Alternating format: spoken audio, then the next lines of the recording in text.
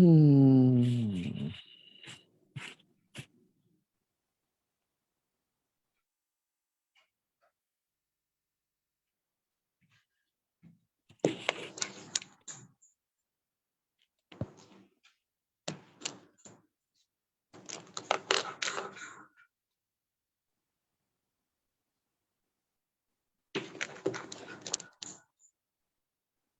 আলাইকুম ওয়া রাহমাতুল্লাহি ওয়া বারাকাতুহু। ওয়ালাইকুম আসসালাম ওয়া রাহমাতুল্লাহ। জি, আমরা যারা জুম অ্যাপে ইতিমধ্যে অংশগ্রহণ করেছি তারা আমাদের কথা শুনতে পাচ্ছেন কিনা দয়া করে কমেন্ট করে জানাবেন। ফেসবুকে লাইভে যারা আমাদেরকে দেখছেন তারা আমাদের কথা শুনতে পাচ্ছেন কিনা, আমাদের সাউন্ড ক্লিয়ার আসছে কিনা দয়া করে আমাদেরকে জানাবেন। বলবো আসছে, ক্লিয়ার আসছে আমাদের কাছে। জি আলহামদুলিল্লাহ, জুম অ্যাপের সবাই জানাচ্ছেন যে আমাদের সাউন্ড ক্লিয়ার আসছে। আলহামদুলিল্লাহ, ফেসবুকে আমাদের কথা সাউন্ড ক্লিয়ার শোনা যাচ্ছে। আলহামদুলিল্লাহ, ইতিমধ্যেই আমাদের সাথে উস্তাদ মোহতারাম সংযুক্ত হয়েছেন। উস্তাদ মোহতারাম তিনি শুধু নোয়াখালী হতে আমাদের সাথে সংযুক্ত আছেন।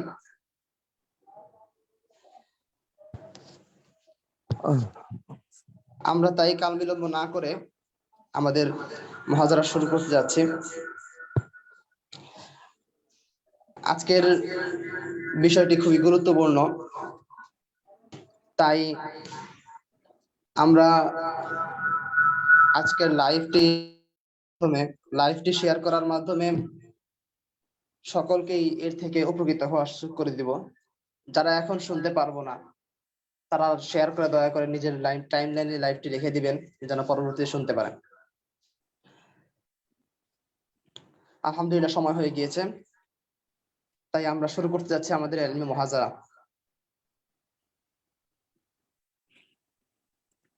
আলহামদুলিল্লাহ, প্রতিদিনের ন্যায় আজও শুরু করতে যাচ্ছি মারকাজুস সাহওয়া আল ইসলামিয়া ঢাকা এর উদ্যোগে আয়োজিত ইলমি মুহাজারা। আজকের বিষয়বস্তু গণতান্ত্রিক পদ্ধতিতে ইসলামী রাজনীতি, ইতিহাস, বাস্তবতা ও ফলাফল। উক্ত বিষয়ে যথেষ্ট গুরুত্বপূর্ণ ও তাত্ত্বিক আলোচনা পেশ করবেন প্রবীণ আলেমে দ্বীন এবং যিনি হাফিজ হুজুর রহমতুল্লাহ আলাইহির দীর্ঘদিন প্রেস সেক্রেটারি ছিলেন এবং রাজনৈতিক অঙ্গনে যার রয়েছে যথেষ্ট পদচারণা এবং অভিজ্ঞতা। মাওলানা ইসহাক ওবায়দী হাফিজাহুল্লাহ, বিশিষ্ট লেখক, গবেষক ও মুহতামিম, বশিরিয়া ইসলামিয়া মাদ্রাসা, নোয়াখালী। আমরা মুহতারামকে তার নির্দিষ্ট বিষয়ে মুহাজারা পেশ করার জন্য সবিনয় অনুরোধ করছি। জি উস্তাদ মুহতারাম, আমার কথা শুনতে পাচ্ছেন? জি জি, আমরা সময় হয়ে গিয়েছে হুজুর যদি। আসসালামু আলাইকুম ওয়া রাহমাতুল্লাহি ওয়া বারাকাতুহু। নাহমাদুহু ওয়া নুসাল্লি আলা রাসূলিহিল কারীম, আম্মা বাদ। আজকে আসলে আল্লাহকে রাজি করার জন্য আমরা কথা বলছি এবং শুনছি। একটা বিষয় নিয়ে আলোচনা হচ্ছে, সেটা হলো গণতান্ত্রিক পদ্ধতি, ইসলামী রাজনীতি, ইতিহাস, বাস্তবতা ও ফলাফল। বান্দা ইসহাক ওবায়দী। ইসলাম মানুষের ধর্ম, মানব কল্যাণে নিবেদিত একটি বহুজাতিক ধর্ম।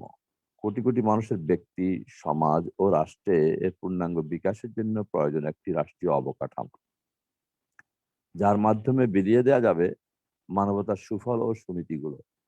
ফলে গড়ে উঠবে সুশীল একটি সমাজ ব্যবস্থা। আর এর জন্য প্রয়োজন হয় লোক নির্বাচন করার, যারা মানবতার সুবাতাসকে ছড়িয়ে দেবে দেশব্যাপী। এই নির্বাচন কিভাবে হওয়া উচিত তার ব্যাখ্যা বিশ্লেষণ দেয়া আছে ইসলামের বড় বড় আইনি গ্রন্থগুলোতে। পবিত্র কোরআনের মধ্যে বর্তমান পাশ্চাত্য গণতন্ত্রের অসারতার কথা পরিষ্কার ভাবেই বলা আছে। আউযু বিল্লাহি মিনাশ শাইতানির রাজিম। বিসমিল্লাহ। ওয়া ইন তুতি আকসারা মান ফিল আরদি ইউদিল্লুকা আন সাবিলিল্লাহ। হে নবী, আপনি যদি জমিনের অধিকাংশ লোকের আনুগত্য করেন তাহলে তারা আপনাকে আল্লাহর পথ থেকে ভ্রষ্ট করে ফেলবে। পৃথিবীতে বসবাসকারী যত মানুষ রয়েছে তার মধ্যে খারাপ লোকের সংখ্যা বেশি, ভালো মানুষের সংখ্যা খুবই কম। পবিত্র কোরআনের কোথাও বলা হয়েছে ওয়াকালিলুম মাহুম, অর্থাৎ ভালো মানুষ সংখ্যা কমই হয়ে থাকে। আবার কোথাও বলা হয়েছে আকসারুহুম লা ইয়ালামুন, আবার কোথাও বলা হয়েছে আকসারুহুম লা ইয়াকিলুন, অর্থাৎ তাদের অধিকাংশ মূর্খ, অধিকাংশ অজ্ঞ। আবার কোথাও বলা হয়েছে লা ইয়াস্তাবিল খাবিসু ওয়াত তাইয়্যিবু ওয়ালাউ আ'জাবাকা কাসরাতুল খাবিস, সৎ আর অসৎ সমান নয়, যদিও অসতের আধিক্য আপনাকে আশ্চর্যান্বিত করে। সব কোরআনিক দর্শন থেকে একটি কথায় ফুটে উঠেছে যে পৃথিবীতে খারাপের সংখ্যা সবসময় বেশি থাকে। তাই বলে ওই সাংখ্যাধিক্যের মতে বা তাদের সিদ্ধান্তে পৃথিবী চলতে পারে না। পৃথিবী চলবে অল্প সংখ্যক সৎ মানুষের নেতৃত্বে, নতুবা পৃথিবীর ধ্বংস অনিবার্য। অন্যদিকে আজকের গণতন্ত্রের ভাষ্য হচ্ছে পুরো উল্টা। অধিকাংশ মানুষ যা বলবে তাই সঠিক, অধিকাংশ মানুষ যাকে দেশ চালানোর কাজে নির্বাচিত করবে, আইন পরিষদ বা আইন প্রণয়নকারী হিসেবে নির্বাচন করবে, সে বা তারাই দেশ চালাবে বা আইন তৈরি করবে। আগেই বলেছি পৃথিবীর অধিকাংশ মানুষ খারাপ। কোরআনের এই দর্শনের সঙ্গে আমরা বাস্তবেও তার মিল হুবহু দেখতে পাচ্ছি। আমাদের সমাজে সৎ মানুষের সংখ্যা নেই বললেই চলে। দু একজন থাকলেও তারা সমাজপতি নয়, অর্থাৎ সমাজ তাদের কথায় উঠবোস করে না, উঠে বসা করে না। এমত অবস্থায় অধিকাংশ সৎ লোকের অসৎ লোকের ভোটে যে লোকটি নির্বাচিত হবে সে কি করে সৎ হতে পারে? একজন অসৎ লোক কোনোদিন একজন সৎ লোককে দেশ পরিচালনার ক্ষেত্রে নির্বাচন করবে না, এবং করছে না যে এটাই বাস্তবে আমরা দেখতে পাচ্ছি। তাই মেজরিটির এই গণতন্ত্র দ্বারা একটি দেশের কল্যাণ কোনোদিনই আশা করা যায় না। এই গণতন্ত্র আছে বলেই বোমাবাজি ও সন্ত্রাস দিন দিন বেড়েই চলেছে। কারণ সন্ত্রাসীদের ভোটে নির্বাচিত ব্যক্তিটি সন্ত্রাসী হবে না তো হবেটা কি? এই গণতন্ত্র আছে বলেই নিজের পক্ষে ভোটের আধিক্য দেখানোর জন্য সন্ত্রাস করে হলেও ভোট চুরি করা হচ্ছে, জাল ভোট ডাকাতি করা হচ্ছে।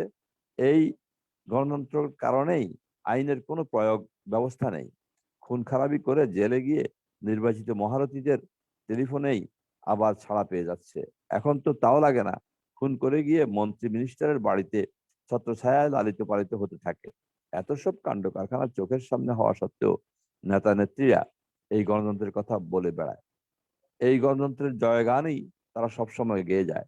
কারণ একটি সরকার বা বিরোধী পক্ষ যেই হোক না কেন, তারা কেউ একটি সৎ নেতৃত্ব বা সৎ সমাজ গড়ে তুলতে আগ্রহী নয়। সাবেক রাষ্ট্রপতি শাহাবুদ্দিন সাহেব বলেছিলেন, ঋণ খেলাপিদের কেউ কিছু করতে পারে না। কারণ তারা সরকারি দলে যেমন আছে, বিরোধী দলেও ঠিক তেমনি রয়েছে। তাদেরকে আইনও কিছু করতে পারে না। কোনো একজন ঋণ খেলাপি কর্তৃক গভর্নরকে ধমকানোর কথা কে না জানে? কারণ আইন তো সেই অসৎ মানুষগুলো দ্বারাই পরিচালিত হয়। রাষ্ট্রপতি শাহাবুদ্দিন সাহেব একবার ছাত্র রাজনীতি বন্ধ করে দিতে বলেছিলেন, কিন্তু নেতা নেত্রীরা এতে সাড়া তো দিলই না, বরং প্রত্যেক দল নিজ নিজ ছাত্র সংগঠন দিয়ে তার বিরুদ্ধে সোচ্চার ভূমিকাই গ্রহণ করা হয়েছিল। কারণ একটাই, সৎ নেতৃত্ব না থাকায় জনসাধারণের ছেলে সন্তানদের দিয়ে নিজ নিজ অসৎ চিন্তা চেতনা বাস্তবায়নের কাজে নেতা নেতৃত্ব সদা ব্যস্ত। পড়ালেখার নামে গরিব মা বাপেরা টাকা পয়সা যোগান দিতে যেখানে হিমশিম খেয়ে যাচ্ছে, সেখানে তাদের সন্তানরা রাজনীতির নামে মাস্তানি, হত্যা, রাহাজানি সহ আরো বহু অসৎ কাজে লিপ্ত হয়ে ছাত্র জীবন তো নষ্ট করছেই, উপরন্তু ভাবি মন্ত্রী, প্রধানমন্ত্রী যে এসব সন্ত্রাসীরাই হতে যাচ্ছে, তাও আমরা দিব্যি চোখে দেখতে পাচ্ছি। এ ব্যাপারে ছাত্রদের দোষ মোটেও নেই, যত দোষ নেতা নেত্রীদের। তারা নিজ নিজ স্বার্থোদ্ধারের কাজে এই তারুণ্যকে ব্যবহার করছে। অথচ তাদের সন্তানরা কিন্তু এখানে পড়ে না, পড়ে বিদেশে। এই নেতা নেত্রীদের স্বার্থে কত মায়ের বুক এ পর্যন্ত খালি হয়েছে তার হিসাবই বা কে দেবে? নেত্রীদের জন্য খুব সহজ একটা পন্থা আবিষ্কার হয়েছে, আর তা হচ্ছে একটি রক্ত ঝরলে নেত্রী দৌড়ে গিয়ে তার মাকে বুকে চেপে ধরে কেঁদে ফেলবেন, বাস, সব ঠান্ডা। এর অর্থ এই যে আমাদের সন্তানরা শিক্ষিত হয়ে গড়ে উঠুক এবং শাসন শোষণের জন্য যোগ্য হয়ে উঠুক, আর গরিব জনসাধারণের ছেলেরা বখাটে, মস্তান, সন্ত্রাসী, হাইজাকার ইত্যাদি হয়ে অশিক্ষা ও অরাজকতার দিকে চলে যাক। আর এটা যে শুধু নেতা নেত্রীদের দ্বারাই হচ্ছে তাও পুরোপুরি মনে হয় না, বরং এর পেছনে বিদেশি ষড়যন্ত্র কাজ করছে বলে আমার মনে হয়। কারণ বাংলাদেশ একটি স্বনির্ভর সোনার বাংলা গড়ে উঠুক, এটা আমাদের পাশ্চাত্য বন্ধুরা যেমন চায় না, আমাদের প্রতিবেশী অনেক বন্ধুও তা চায় না। গণতন্ত্রের নামে অস্ত্রের মহড়া চলছে। এক সাবেক রাষ্ট্রপতি এক সাবেক স্বরাষ্ট্রমন্ত্রীও নাকি বলেছিল, অস্ত্র তাদের কাছে থাকলে আমাদের কাছেও আছে, দেখা যাবে কে কতটা প্রদর্শন করতে পারে। এই ভাষ্য যদি সত্যি হয়ে থাকে, তাহলে জাতিকে নতুন করে ভাবতে হবে নির্বাচন সম্পর্কে। অস্ত্র সরকারি দলের কাছে যেমন আছে, বিরোধী দলের কাছে তেমনি আছে, এই কথা সচেতন নাগরিকরা এমনিতেই ভালো করে জানেন। তারপর সরকারের একজন দায়িত্বশীল ব্যক্তি, তাও যার হাতে খোদ স্বরাষ্ট্র মন্ত্রণালয়ের মতো একটি গুরুত্বপূর্ণ মন্ত্রণালয় ন্যস্ত, তার মুখে উলঙ্গভাবে অস্ত্রের ঘোষণায় দেশ কোন দিকে যাচ্ছে তা বুঝতে কোনো সচেতন নাগরিকের জন্য কষ্ট হওয়ার কথা নয়। অন্যের মিটিং মিছিল ও অফিস কক্ষে বোমা হামলা করা, মানুষের রক্ত নিয়ে হোলি খেলায় মেতে ওঠা, আমার বিরোধীকে আমার এলাকায় অবাঞ্ছিত ঘোষণা করা, বিরোধী দলীয় নেত্রীর রাজনৈতিক সফর ঠেকিয়ে দেয়া, এমনকি বৃষ্টির মতো গুলিবর্ষণ করা, এটাই মূলত গণতন্ত্র। এই কথা বুঝতে জনগণের খুব একটা কষ্ট হচ্ছে না। এরই নাম যেহেতু গণতন্ত্র, তাহলে বলা যায় জনগণ এই গণতন্ত্র চায় না। এ কথা উচ্চকণ্ঠে বলা যায় যে কোনো যে কোনো ভাবে ক্ষমতায় যাওয়াই যদি রাজনীতির উদ্দেশ্য হয়, দেশের কল্যাণ বা মঙ্গলের চিন্তা কারো মধ্যে না থাকে, তাহলে সে রাজনীতির কি দরকার? টাকা আর পিস্তলের জোরে ক্ষমতায় যাওয়ার ট্রেডিশন বেশ কিছুদিন থেকেই আমরা দেখতে পাচ্ছি। দলের 30 বছরের নিষ্ঠাবান গরিব নেতা কর্মীদের মনোনয়ন দেয়া হয় না, দেয়া হয় অসৎ উপায়ে আঙ্গুল ফুলে কলাগাছ হওয়া এক শ্রেণীর অসৎ টাকার কুমিরকে। কারণ টাকা ও পিস্তলের জোরে হয়ে হয়ে যেতে পারে এই ভাবনায়। আর এই মনোভাব সরকার ও বিরোধী দল উভয়ের মধ্যেই বিদ্যমান। এমনটি চেয়ে সামরিক শাসন অনেক শ্রেয়। যদি সৎ হয় তাহলে কোনো কথাই নেই, সোনায় সোহাগা। আর যদি সৎ না হয়, তাদের স্বেচ্ছাচারিতায় দেশের ক্ষতি হলেও জনগণের উপর তার ছাপ সরাসরি পড়ে না, পড়ে পরোক্ষভাবে। এমতাবস্থায় এই তথাকথিত গণতন্ত্রের অসারতার কথা কি কাউকে বুঝিয়ে বলার অপেক্ষা রাখে? এই পাশ্চাত্য গণতন্ত্রের আবার বহু রূপ আছে। আমেরিকায় এর রূপায়ণ একরকম, ব্রিটেন, ফ্রান্স ইত্যাদি ইউরোপীয় গণতন্ত্রের রূপ আরেক রকম। অর্থাৎ যার যার দেশে তাদের স্বার্থ অনুযায়ী এই গণতন্ত্রকে কেটে ছেটে সাইজ করা হয়েছে। ইসলামের দৃষ্টিকোণ থেকে এই গণতন্ত্রের অসারতার কথা কারো বুঝতে আর বাকি থাকলো না। এবার আসুন, এই গণতন্ত্রে কি সত্যিই মেজরিটির ভোটে বিজয়ী হয়ে দেশ শাসন করা হচ্ছে, নাকি মাইনরিটির ভোটে পাশ করে মেজরিটির উপর শাসন চাপিয়ে দেওয়া হচ্ছে, তা একটু খতিয়ে দেখি। প্রথমে আমরা দেখতে পাই, টোটাল ভোটারের শতকরা 55% ভোট কাস্ট করতেও প্রশাসন ও প্রার্থীদের পক্ষে হিমশিম খেতে হয়। এর কারণ হিসেবে অনেকেই অশিক্ষা, কম শিক্ষা ইত্যাদিকে দায়ী করেছেন, কিন্তু আমার মনে হয় তা সত্য নয়, বরং জনগণের হতাশাই এর মূল কারণ বলে আমি মনে করি। কারণ তারা দীর্ঘ বয়সে ব্রিটিশ শাসন দেখেছে, দেখেছে পাকিস্তানের শাসন, এরপর বাংলাদেশেও বহু জনের বহু সাদা কালো, লাল নীল ইত্যাদি রঙের শাসনও তারা দেখেছে। কিন্তু জনগণের আশা আকাঙ্ক্ষা পূরণ করার মতো কোনো শাসনকেই তারা দেখতে পায়নি। জনগণ যে তিমিরে সে তিমিরেই পড়ে আছে। মাঝখানে যারাই ক্ষমতার ছোঁয়া পেয়েছে, আঙ্গুল ফুলে কলা গাছ হতে দেখেছে তাদের জনগণ। তাই তারা ভোট করে কি হবে এই একটা মনোচিন্তার কারণে ভোট থেকে বিরত থাকাকে শ্রেয় বলে মনে করছে। ভোটের ব্যাপারে গণস্বতঃস্ফূর্ততা পরিলক্ষিত না হওয়ার এই কারণটি আমার কাছে বেশি গ্রহণযোগ্য বলে মনে হয়েছে। তারপর যাও বা 55% ভোট কাস্ট করানো হয়, তার মধ্যে যদি 4 জন প্রার্থী থাকে, তাহলে দেখা যায় বিজয়ী ব্যক্তিটি মাত্র 14-15% ভোট পেয়েও বিজয়ী হতে পারে।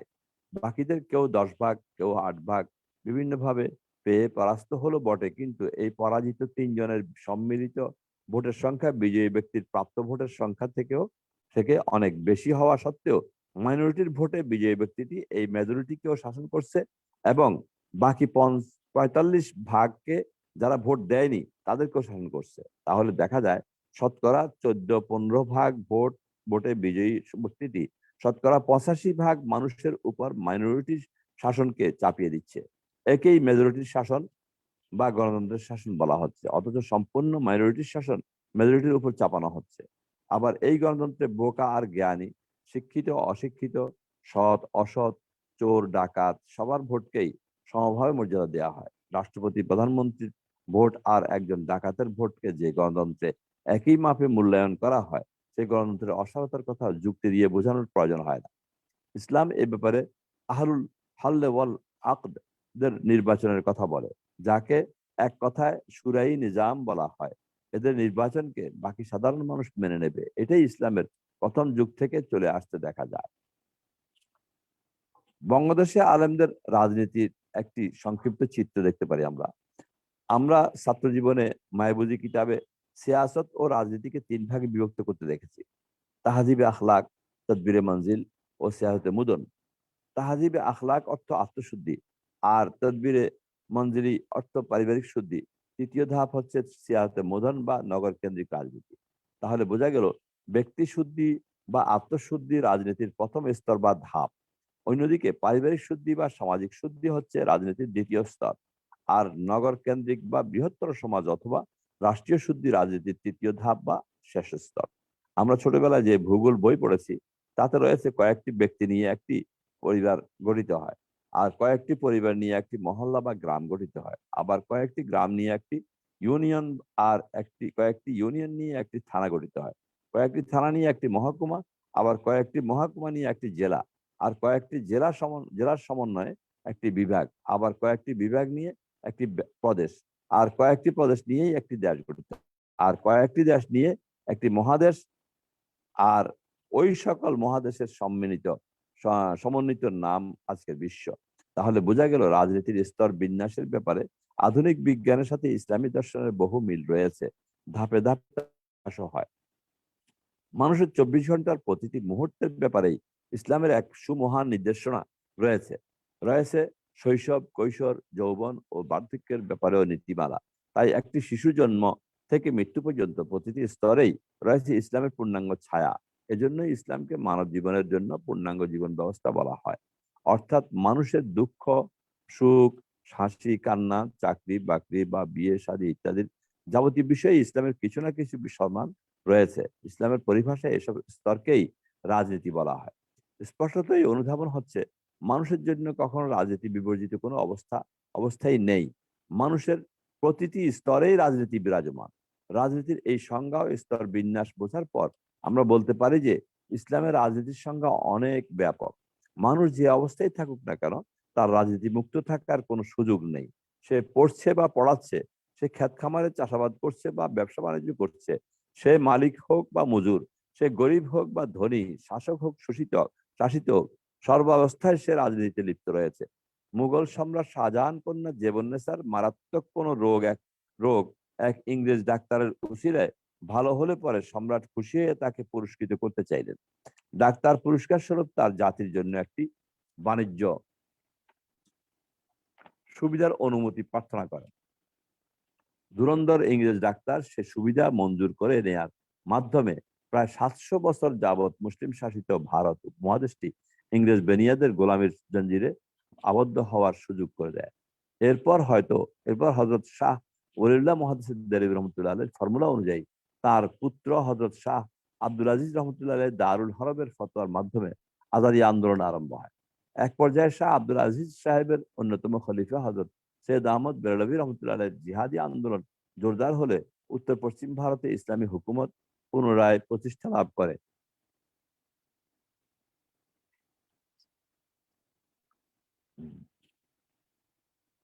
হুকুমত পুনরায় প্রতিষ্ঠা লাভ করে এবং তা বেশ কয়েক বছর যাবৎ চালু থাকে।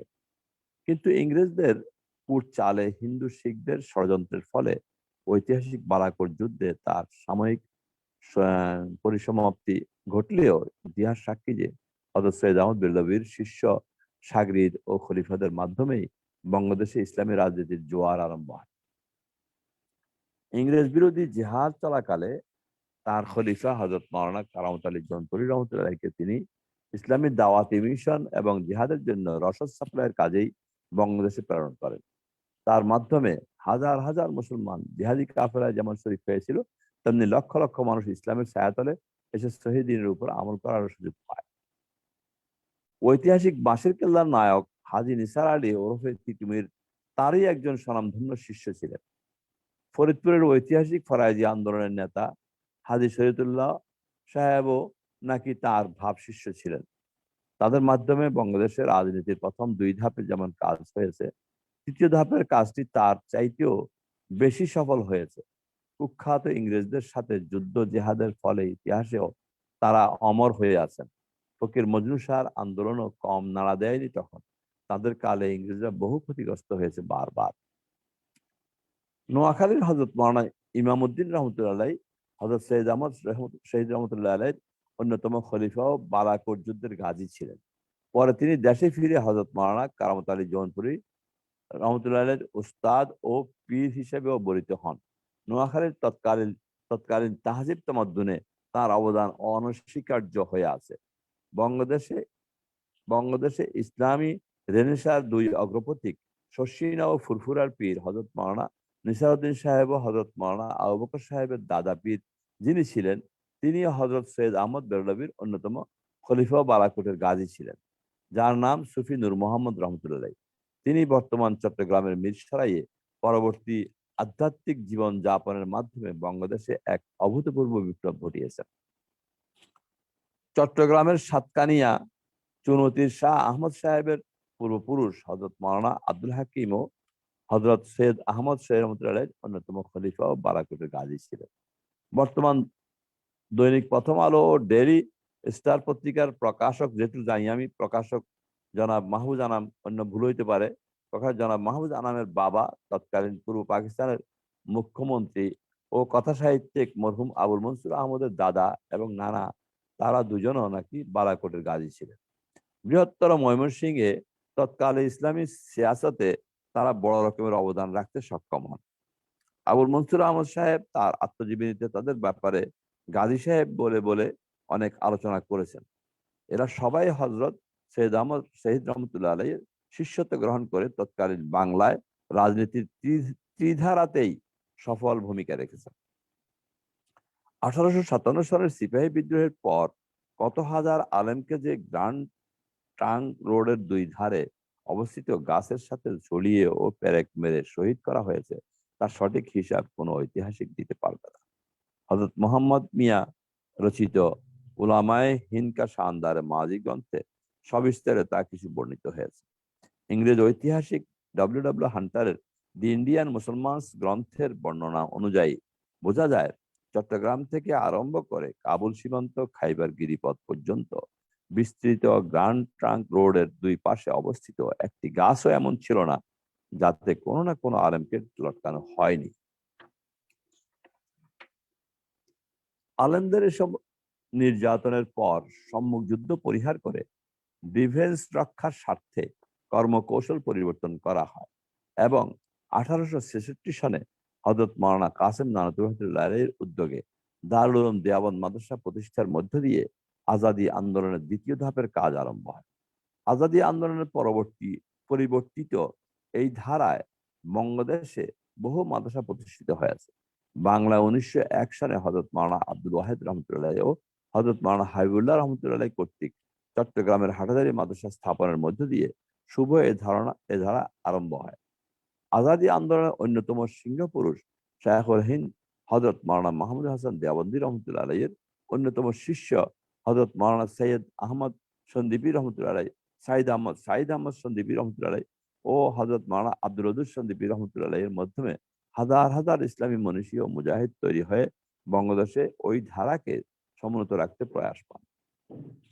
আজাদী আন্দোলনের এক পর্যায়ে 1905 সালে ঢাকায় নওয়াব সলিমুল্লাহ খাঁর মাধ্যমে মুসলিম লীগ প্রতিষ্ঠা লাভ করলে আন্দোলনের এই ধারাটি 2 ভাগে বিভক্ত হয়ে পড়ে। যেহেতু মুসলিম লীগের অন্যতম সমর্থক ও তাত্ত্বিক ছিলেন উপমহাদেশের অন্যতম বুজুর্গ আলেমে দ্বীন মুজাদ্দিদে মিল্লাত হযরত মাওলানা আশরাফ আলী থানভী রহমতুল্লাহ আলাইহি এবং এশিয়ার অন্যতম মুহাক্কিক ও দার্শনিক আল্লামা ডক্টর মোহাম্মদ ইকবাল, তাই আলেমদের একটা অংশ মুসলিম লীগকে সমর্থন জানায়। অন্যদিকে শেখুল হিন্দের অন্যতম জানশীন আজাদি আন্দোলনের অন্যতম বীর পুরুষ শেখুল আরব ওয়াল আজম হযরত মাওলানা সৈয়দ হোসেন আহমদ মদনী রহমতুল্লাহ আলাইহি সহ বেশ কিছু বড় মাপের বুজুর্গ আলেমে দ্বীন খণ্ডিত ভারতের বিরুদ্ধে অখণ্ড ভারত আন্দোলনের পক্ষে থাকায় বঙ্গদেশের শীর্ষ আলেমদের একটি অংশ ওলামায়ে হিন্দের সদস্য হয়ে অখণ্ড ভারত আন্দোলনে সক্রিয় হন। হয়তো হযরত থানভী রহমতুল্লাহ আলাইহির বক্তব্য ছিল মুসলমানদের স্বাধীন একটা ভূখণ্ডের অনেক প্রয়োজন, যেখানে ইসলামী শাসন ব্যবস্থা তথা কোরআনী হুকুমত প্রতিষ্ঠা করা যায়। পক্ষান্তরে হযরত মদনী রহমতুল্লাহ আলাইহির বক্তব্য ছিল মুসলমানদের আলাদা ভূখণ্ড এবং সেখানে ইসলামী হুকুমতের বাস্তবায়ন একজন মুসলিম হিসেবে কে না চায়। তবে কথা হচ্ছে যে মেজরিটির ভিত্তিতে তা প্রতিষ্ঠা লাভ করবে, সেই মেজরিটি মুসলমানদের সাথে সেখানে মাইনরিটি হিন্দুরাও তো থেকে যাবে। তাদেরকে ছেঁকে এনে সংখ্যাগুরু হিন্দুদের হিন্দুস্তানে তা পাঠিয়ে দেওয়া যাবে না। ঠিক তদ্রূপ হিন্দুদের হিন্দুস্তানেও তো সংখ্যালঘু মুসলমানদের একই অবস্থা হবে। তাদেরকেও ছেঁকে নিয়ে পাকিস্তানে পাঠানো সম্ভব নয়। তাহলে এই দুই দেশের সংখ্যালঘু সম্প্রদায়ের অবস্থা কি দাঁড়াবে? যদি সংখ্যালঘুদের ছেঁকে এনে যার যার কাঙ্ক্ষিত দেশে পাঠানো যেত, তবে না হয় বিষয়টি বিবেচনায় আনা যেতে পারত, কিন্তু এটা তো কঠিন কালেও সম্ভব নয়। তাহলে একটি অবাস্তব ও অসম্ভব বিষয়কে বাস্তবায়ন করার চেষ্টা কিভাবে করা যায়, যা কোনো বিবেকবান মানুষ করতে পারে না। তিনি আরো মনে করতেন মোহাম্মদ আলী জিন্নার মাধ্যমে ইসলামের বাস্তবায়ন কোনোদিন সম্ভব নয়। ইংরেজ দেশে ইংরেজদের ভাবধারায় গঠিত মন মস্তিষ্কের অধিকারী জিন্না সাহেব কোনোদিন ইসলাম বাস্তবায়ন করতে পারবে না। পাকিস্তান সৃষ্টির পর থেকেই আলেমদের একটি বিরাট অংশ পাকিস্তানের জন্মলগ্নে কৃত ওয়াদা পূরণের দাবিতে নিজাম ইসলাম পার্টি এবং জামাতে ইসলাম জমিয়তে উলামা ইসলাম নামে দুটি দল গঠনের মাধ্যমে রাজনীতিতে সক্রিয় ছিলেন। তৎকালীন পূর্ব পাকিস্তানে নিজাম ইসলামের কর্ণধার হযরত মাওলানা আতহার আলী রহমতুল্লাহ আলাইহি আজীবন সংগ্রাম করে গেছেন। তার সাথে খতিবে আজম হযরত মাওলানা সিদ্দিক আহমদ সাহেব রহমতুল্লাহ আলাইহি ও কাঁধে কাঁধে মিলান। খতিবে আজম রহমতুল্লাহ আলাইহি একবার অখণ্ড পাকিস্তানের সংসদ নির্বাচনে জয়ী হয়ে এমএলএ পদেও বরিত হন। তার সাথে নিজামে ইসলামের অনেক সদস্যই তখন সংসদ সদস্য হয়েছিলেন। অন্যদিকে জমিয়ত উলামা ইসলামের পূর্ব পাকিস্তান অংশের আলেমরাও সবসময় রাজনীতিতে সক্রিয় থাকেন। তাদের অধিকাংশ আলেম ছিলেন সিলেটের বড় বড় পীর মশায়েখ ও বুজুর্গ আলেমরা, যেমন হযরত মদনীর অন্যতম খলিফা হযরত শায়েখ বাগা হযরত মাওলানা মুশাহিদ আলী রহমতুল্লাহ আলাইহি ও কোরিয়ার শেখ সাহেব হযরত মাওলানা আব্দুল করিম রহমতুল্লাহ আলাইহি, বরুণার পীর সাহেব হযরত মাওলানা লুৎফর রহমান সাহেব প্রমুখ বুজুর্গ ব্যক্তিবর্গ।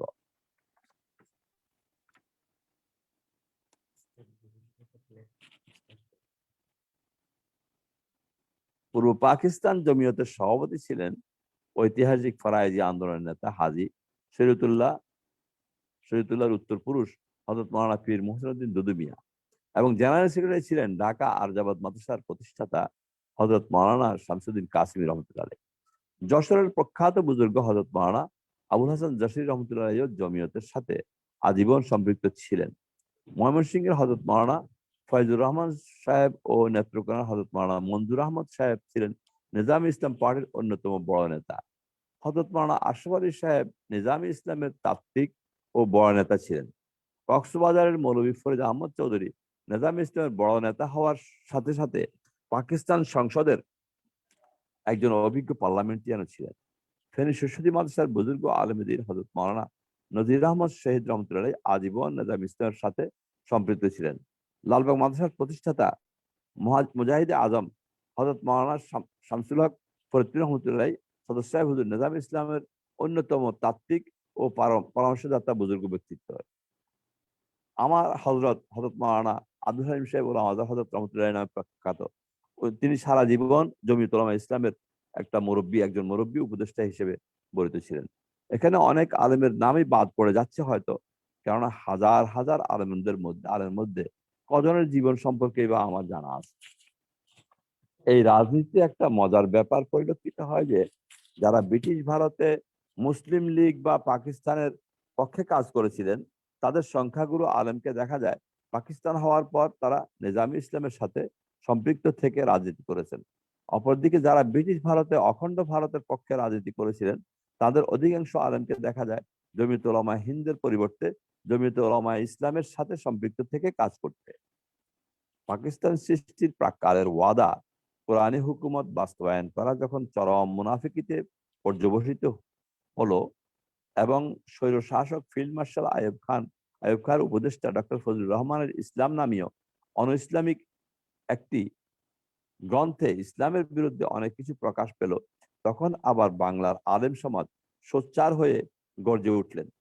আমার খুব মনে পড়ছে নেজামে ইসলামের অন্যতম নেতা খতিবে আজম হযরত মাওলানা সিদ্দিক আহমদ রহমতুল্লাহ ও মৌলভী ফরিদ আহমদ চৌধুরী সহ বড় বড় নেতাদের আহ্বানে রাজপথ মাঠ ঘাট কাঁপানো সভা সমিতি তখন বাংলাকে আবার কাঁপিয়ে তুলেছিল। জেনারেল আইয়ুব খাঁর মসনদ যখন তাদের সংগ্রামের তোড়ে নড়বড়ে হয়ে ওঠে, তখন ওই আন্দোলনের নতুন মাত্রা হিসেবে যোগ হয় আওয়ামী লীগের 6 দফা আন্দোলন ও ছাত্রদের 11 দফা আন্দোলন। এতে আইয়ুব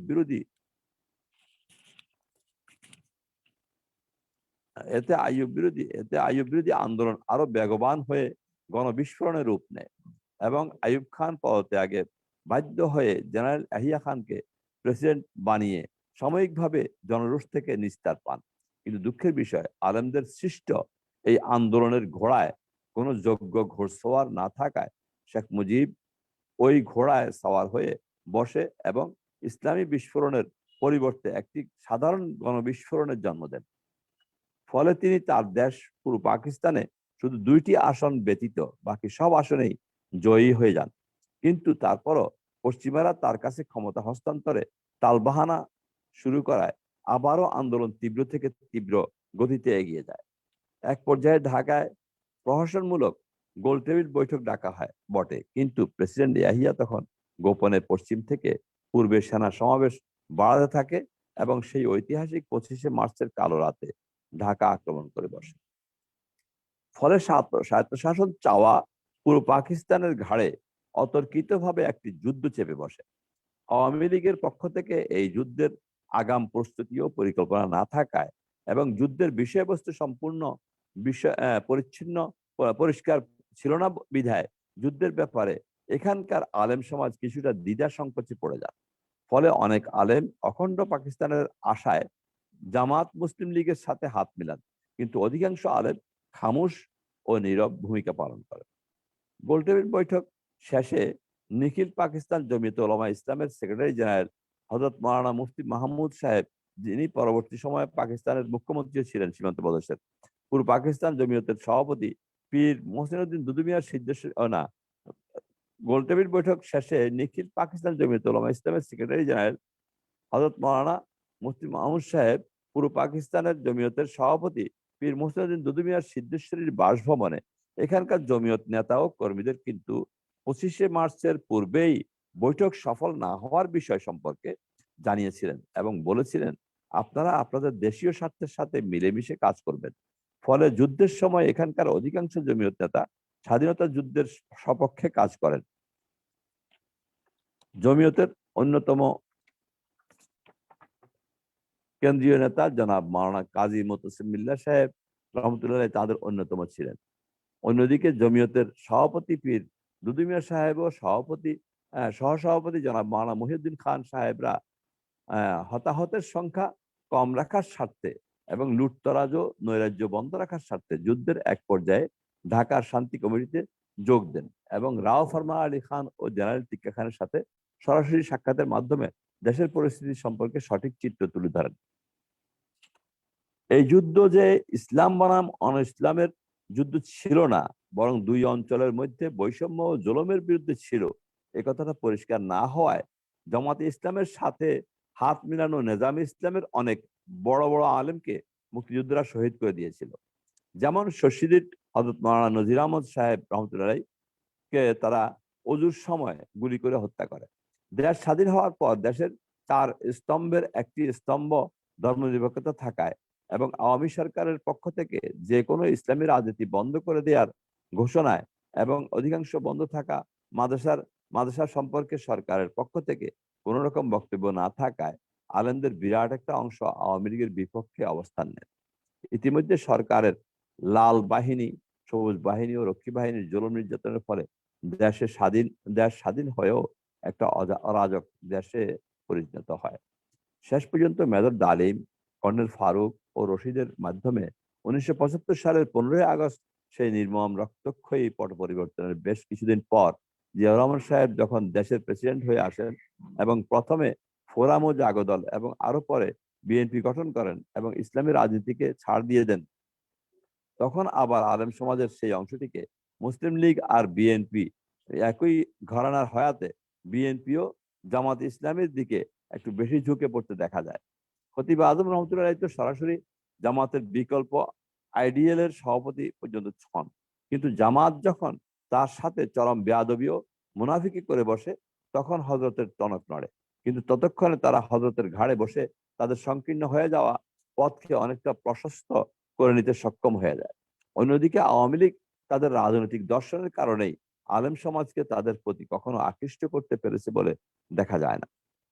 1981 পর মে মাসের 30 তারিখে প্রেসিডেন্ট জিয়া আতাইয়ের হাতে নিহত হওয়ার পর 81 শেষের দিকে অনুষ্ঠিত প্রেসিডেন্ট নির্বাচনে হক্কানি আলেমদের পক্ষ থেকে বাংলার বয়োবৃদ্ধ মহান বুজুর্গ আলেমে দ্বীন হযরত মাওলানা মুহাম্মদুল্লাহ হাফিজ হুজুর রহমতুল্লাহ অংশগ্রহণের মধ্য দিয়ে হক্কানি আলেম সমাজের মাঝে আবার এক নবজাগরণের সৃষ্টি হয়। শুধু আলেম সমাজই নয়, সর্বস্তরের জনগণের মধ্যে ইসলামী রাজনীতির এই তৃতীয় ধাপে এক গণজোয়ার সৃষ্টি হয়। নির্বাচনে হাফিজ হুজুর তৃতীয় স্থান অধিকার করলেও সরকারের দেখানো মাত্র 3,80,000 ভোট পেয়ে তিনি থার্ড হননি, বরং তিনি নাকি তখন প্রায় 15 লক্ষ ভোট পেয়ে তৃতীয় হয়েছিলেন। এই তথ্যটি আমাকে পরবর্তী সময়ে হাফিজ হুজুরের খেলাফত আন্দোলনের ভরা জোয়ারের সময় হুজুরের সাথে সাক্ষাৎ করতে আসা রাজনীতিবিদ জনাব কাজী জাফর আহমদ সাহেব, যিনি পরে প্রধানমন্ত্রী হয়েছিলেন, জাফর আহমদ সাহেব আমাকে দিয়েছিলেন। ইসলামের প্রতি মানুষের বেশি সমর্থন দেখার কারণে তৎকালীন বিএনপি সরকার নাকি তার সঠিক পরিসংখ্যান গোপন রেখে কম করে দেখিয়েছিল। এটি ছিল বঙ্গদেশে ওলামায়ে কেরামের রাজনীতির একটি চিত্র। এর পরবর্তী চিত্র সকলের সামনেই আছে। আমার ধারণা ও অভিজ্ঞতার সামনে ফুটে ওঠা কিছু বাস্তবতা। এক, আমি রাশিয়ায় সফর করায় মস্কোপন্থী কমরেড মুজাফফর আহমদ সাহেবের সঙ্গে পরিচয় ছিল। তো কমরেড মুজাফফর সাহেব আমাকে একদিন বললেন, মাওলানা, হাফিজ হুজুরকে ইলেকশনে কেউ না কেউ দাঁড় করিয়েছে, এটা আপনি কতটুকু জানেন? আমি বললাম, অসম্ভব, এটা হতেই পারে না।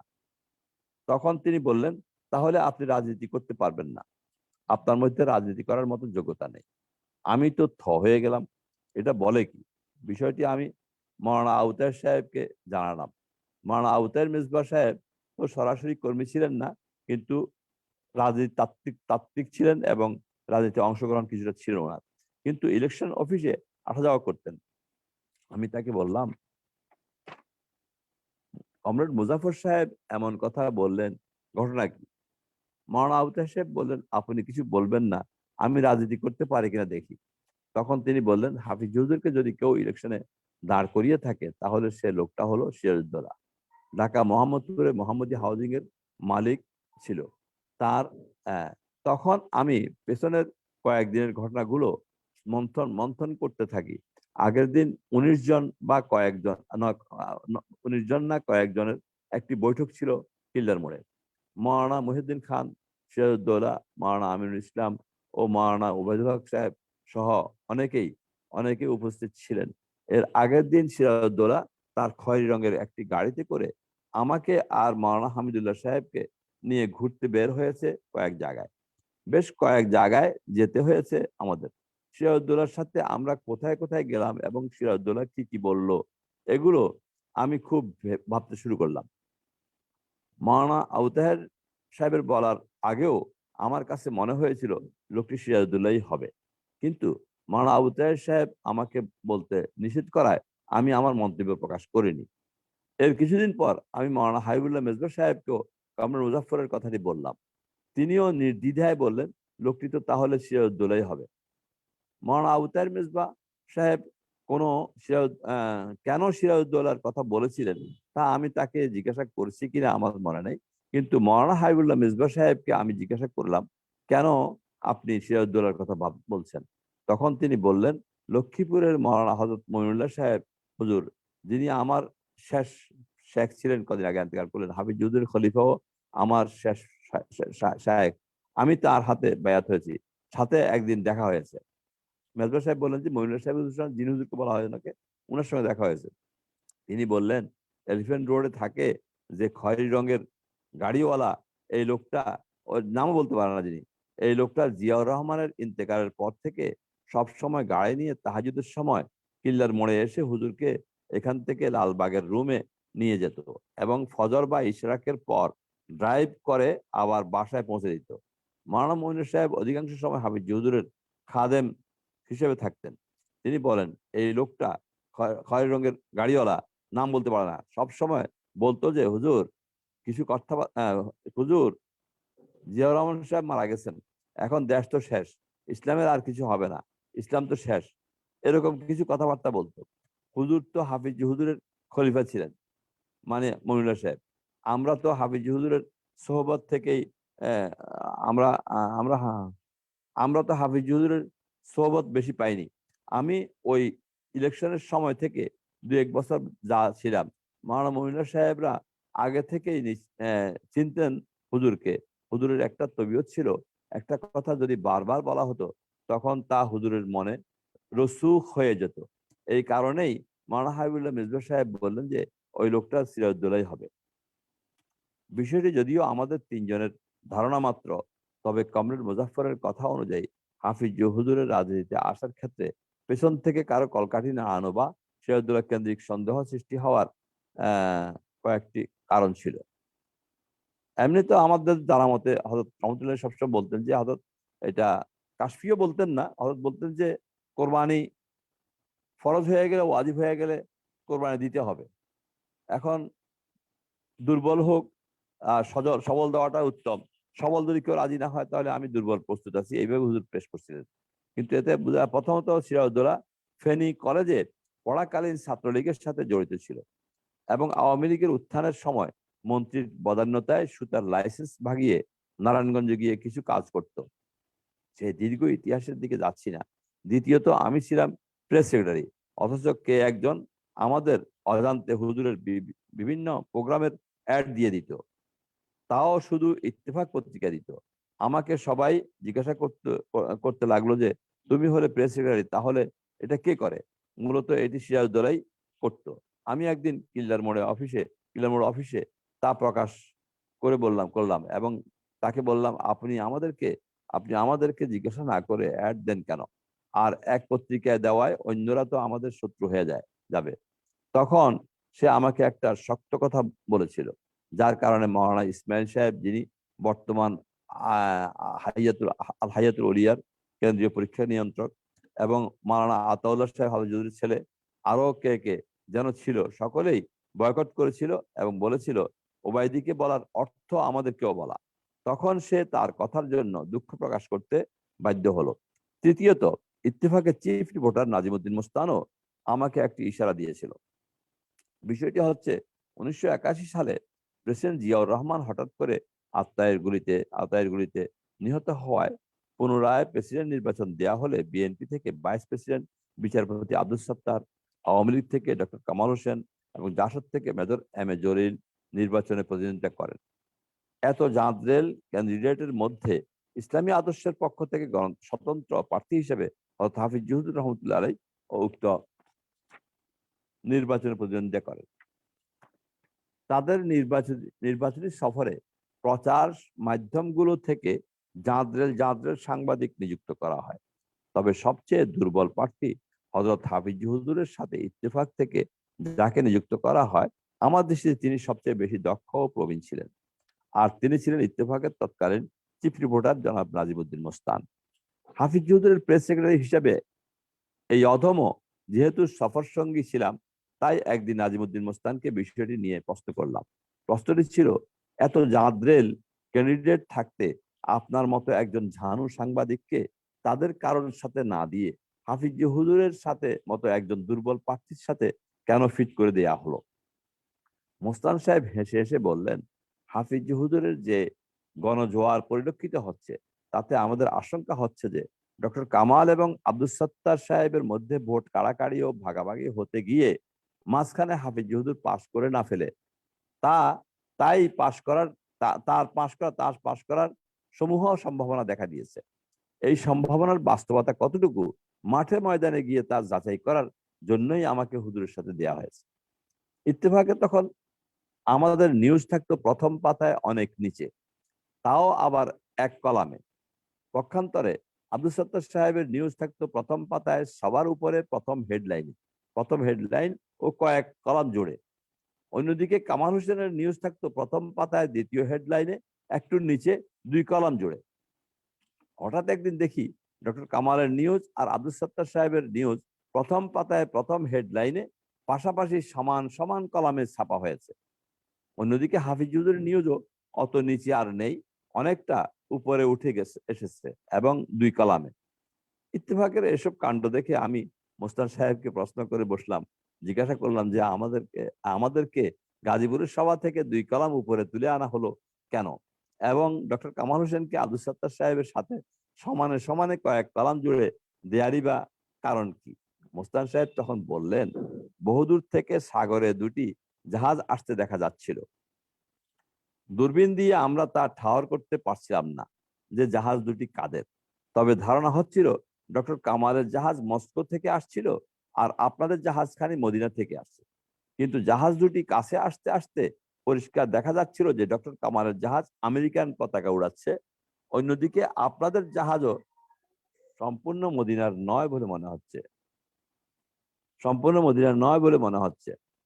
তাই আমরা 2 আমেরিকান জাহাজকে, অর্থাৎ সত্তার সাহেবের জাহাজ আর কামাল সাহেবের জাহাজকে সমান কলামে সমান মাপে প্রথম পাতায় হেডলাইন করে নিউজ করা আরম্ভ করলাম। আর আপনাদেরকে খাঁটি মদিনার না হওয়ার কারণে একটু উপরে 2 কলামে নিয়ে আসলাম। মক্কা মদিনার জাহাজ মনে করে ভয়ের কারণেই আগে কভারেজের ব্যাপারে একটু অবহেলা করা হচ্ছিল, কিন্তু যখন সন্দেহ দূর হয়ে গেল এবং পরিষ্কার বুঝতে পারলাম যে ভয়ের কোনো কারণ নেই, তখন কভারেজের দিকটা বাড়িয়ে দেওয়া হলো।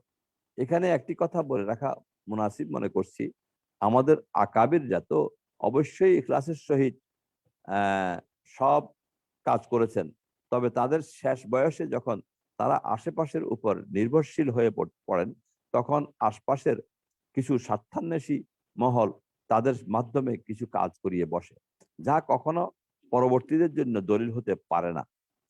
কিন্তু স্বার্থ রক্ষার্থে কেউ কেউ কেউ কেউ সেগুলোকে দলিল হিসেবে পেশ করে থাকে। শেষ বয়সে আশপাশের উপর নির্ভরশীল হয়ে পড়ার বিষয়টি যেমনটি হাফিজ হুজুরের ক্ষেত্রে হয়েছে, তেমনি ভাবে শায়খুল হাদিস আইজুল হক সাহেবের ক্ষেত্র হয়েছে এবং সর্বশেষ আল্লামা আহমদ শফি সাহেবের ক্ষেত্রেও হয়েছে। 2, বেশ কয়েক বছর আগের কথা, আমার সমবয়সী আমার এক খালাতো ভাই জামাত ইসলামের নেতা মাওলানা শাকের আমার রুমে এসেছিল। বিভিন্ন কথার মাঝে নারী নেতৃত্বের সাথে আলেমদের অংশগ্রহণ সম্পর্কেও কথা হচ্ছিল। এক পর্যায়ে হাক্কানি আলেম সমাজের প্রতিনিধিত্বকারী ইসলামী ঐক্য জোটের শীর্ষ 2 জন নেতা সম্পর্কেও কথা উঠল।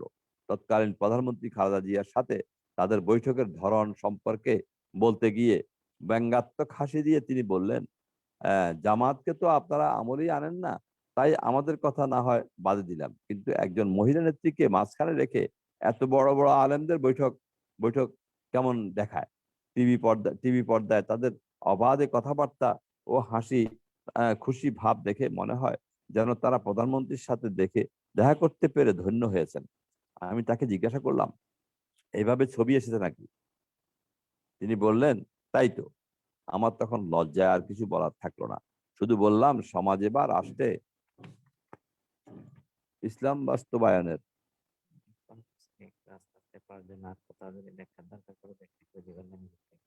হ্যাঁ বাস্তবায়নের ব্যাপারে নবী মোহাম্মদ সাল্লাল্লাহু আলাইহি সাল্লাম কর্তৃক দেখানো দেখানো পথ ও মত ব্যতীত অন্য কোনো পন্থায় তা বাস্তবায়ন কখনো সম্ভব নয়। এই কথাটা আমি শাকের সাহেবকে বলে দিলাম। আর ইসলাম যে পথকে অনুমোদন করে না, সে পথে ইসলাম বাস্তবায়ন করার চেষ্টা করা হলে তা আর যাই হোক ইসলাম কখনো হবে না। শাকের সাহেব জানেন যে এক সময় আমি তাদের সাথে একযোগে রাজনীতি করেছি। তাই তিনি কথাগুলো বলে আমাকে ঘাটা দিলেন। শীর্ষ দুই নেতা আমার চাইতেও অনেক বেশি এবং খুব ভালো করেই জানেন যে আমাদের পূর্বসূরি আকাবের বুজুর্গরা নারী নেতৃত্ব দূরে থাক, ক্ষমতাশীল পুরুষ নেতাদের ধারে কাছেও যেতেন না। কদাচিৎ কেউ যদি তাদের দরবারে এসে পড়তেন, তখন প্রয়োজনীয় উপদেশ বা পরামর্শ দিয়ে তাকে বিদায় করে দিতেন। মির্জা জানান রহমতুল্লাহ দিল্লির একজন বড় বুজুর্গ ব্যক্তিত্ব ছিলেন। বাদশাহ আলমগীর রহমতুল্লাহের খালাতো ভাই ছিলেন তিনি। তার নামটিও রেখেছেন স্বয়ং বাদশাহ আলমগীর। কিতাবে লেখা আছে, আরোহায় সালাসের মধ্যে এক নবাব এসে তাকে 22,000 টাকা হাদিয়া দিতে চাইলেন। মির্জা সাহেব তা গ্রহণ করলেন না। নবাব সাহেব বললেন, হুজুরের প্রয়োজন না থাকলে দান করে দিলেই তো হয়। হুজুর বললেন, দান দক্ষিণের আদব বা ফর্মালিটিস আমার জানা নেই, বরং আপনি নিজেই বাড়ি যেতে যেতে পথিমধ্যে দান করতে থাকলে বাড়ি পর্যন্ত তা আর থাকবে না। দেখুন, তৎকালীন সময়ের 22,000 টাকা কম কথা নয়। এখনকার টাকার মূল্য মানে প্রায় 22 কোটি টাকা হবে হয়তো। কিন্তু তিনি তা গ্রহণ করলেন না। আরেকবার বাদশাহ বললেন, হুজুর, আমার এত বড় সাম্রাজ্য থেকে আপনি কিছু গ্রহণ করুন না। উত্তরে হুজুর বললেন, আল্লাহ তো পুরো দুনিয়াটাকেই মাতাউন কালিল, সামান্য সম্পদ বলেছেন। তার মধ্যে আপনার সাম্রাজ্যই বা আর কতটুকুন? তার উপর আবার আমি ভাগ বসাবো? এত দূরের পূর্বসূরির কথা না হয় বাদে দিলাম, লালবাগ মাদ্রাসা সহ অনেকগুলো মাদ্রাসার প্রতিষ্ঠাতা হযরত মাওলানা শামসুল হক ফরিদপুর রহমতুল্লাহ, সদর সাহেব হুজুর রহমতুল্লাহের কথা বলা যাক না। সদর সাহেব হুজুর জিঞ্জিরায় জাগির থাকতেন। প্রতিদিন নদী পার হয়ে সেখান থেকে এসে লালবাগ মাদ্রাসায় পড়াতেন। জিঞ্জিরায় এক ধনাঢ্য ব্যক্তি হুজুরকে একটি দালান বানিয়ে দিতে চেয়েছিলেন। হুজুর তাকে অনুমতি দেননি। আরেকজন ভক্ত 22,000 টাকা হাদিয়া দিতে চেয়েছিলেন। হুজুর তাও গ্রহণ করেননি। পাকিস্তানের স্বৈরাচারী শাসক ফিল্ড মার্শাল আইয়ুব খান হুজুরের নামে 10 লক্ষ টাকার একটি চেক পাঠিয়েছিলেন। হুজুর তাও ফেরত পাঠিয়ে দেন এবং বলেন, প্রেসিডেন্ট কি আমাকে ঘুষ দিতে চায় নাকি? এই সফল এই সকল ঘটনা আমার চাইতে তাদের অনেক বেশি জানা ছিল। তারপরও ইসলামী রাজনীতির খাতিরে যদি তাদেরকে সরকার প্রধানের সাথে দেখা সাক্ষাৎ করতেই হয়, তাহলে পুরুষ নেতাদের সাথে সাক্ষাৎ করলেই হয়। আমার মতে তাদের প্রথম প্রথম কথা কর্তব্য তো ছিল নারী নেতৃত্বের বিরুদ্ধে সোচ্চার ভূমিকা রাখাও, আন্দোলন গড়ে তোলা। চাই তিনি খালেদা জিয়া হোক বা শেখ হাসিনাই হোক, কেননা নারী নেতৃত্ব ইসলামের কোথাও জায়েজ নেই। প্রেসিডেন্ট আইয়ুব খানের সময় ফাতেমা জিন্নার পক্ষে যে কিছু আলেম কাজ করেছিলেন, তাতেও বড় বড় মুফতি সাহেবেরা একমত ছিলেন না। পুরো পাকিস্তানের গ্র্যান্ড মুফতি হযরত মুফতি ফয়জুল্লাহ সাহেব ও পশ্চিম পাকিস্তানের মুফতি মাহমুদ সাহেব সহ অনেকেই তার বিরোধিতা করেছিলেন। প্রধানমন্ত্রী বেগম খালেদা জিয়া প্রধানমন্ত্রী বেগম খালেদা জিয়ার সাথে আমাদের নেতাদের দেখা সাক্ষাৎ নিয়ে কথা বলতে গিয়ে দেশের বহুল প্রচারিত একটি দৈনিকের একজন বিভাগীয় সম্পাদক আমাকে বলেছিলেন, প্রধানমন্ত্রী মানে তখনকার প্রধানমন্ত্রী, আমার এগুলো লেখার মধ্যে ছিল তো, প্রধানমন্ত্রী বেগম খালেদা তখন প্রধানমন্ত্রী ছিলেন, তখন ওদের সাথে সাক্ষাৎ করতে গিয়ে দেশের বহুল প্রচারিত একটি দৈনিকের একজন বিভাগীয় সম্পাদক আমাকে বলেছিলেন, তিনি এখন মরহুম হয়ে গেছেন, যদি যদি এমনটি হতো যে তাদের বৈঠকের মাঝখানে একটি পর্দা হতো, পর্দার এক পাশে প্রধানমন্ত্রী, আরেক পাশে আলেম সমাজ থাকতেন, তাহলেও তো জনগণের মনে তাদের প্রতি এবং ইসলামের প্রতি শ্রদ্ধাবোধ হাজার গুণ বেড়ে যেত।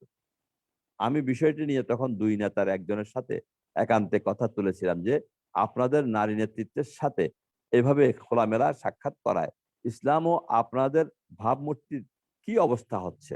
তিনি উত্তরে বলেছিলেন, বিএনপি বা আওয়ামী লীগে এই ওই এক শীর্ষ নেত্রী ছাড়া আর কেউ কিছু করার ক্ষমতা রাখে না।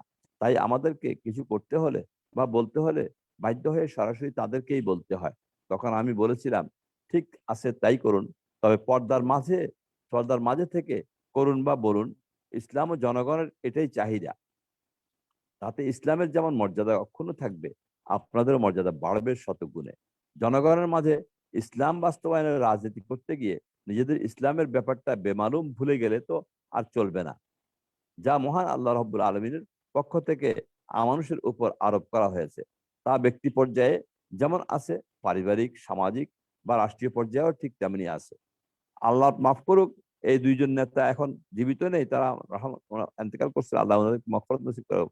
ব্যক্তি ও পরিবারকে বাদ দিয়ে শুধু রাষ্ট্রীয়ভাবে ইসলাম বাস্তবায়নের কোনো পদ্ধতি ইসলামে অন্তত নেই, বরং ইসলামে প্রথম স্তরেই হচ্ছে ব্যক্তি,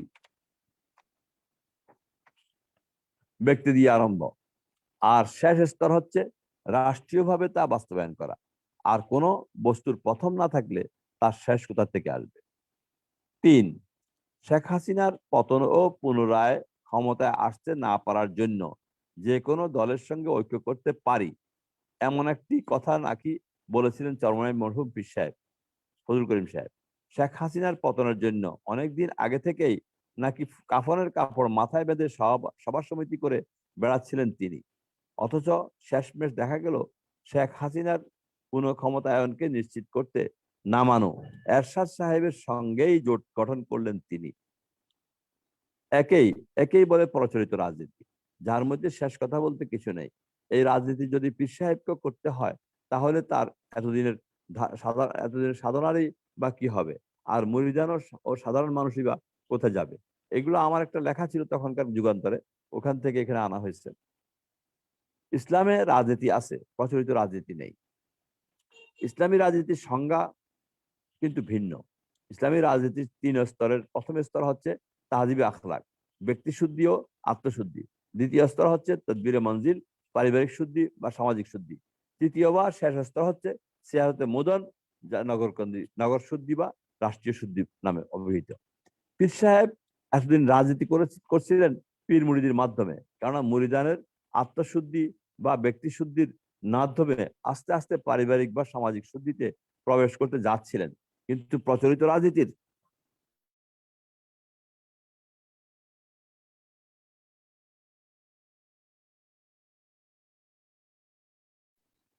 ধাক্কায় বিরুদ্ধে সোচ্চার হয়ে উঠেছিলেন পীর সাহেব। ভূমিকায় অনমনীয় তার স্বাক্ষর রেখেছিলেন তিনি। জামাত ইসলামী যে কোনো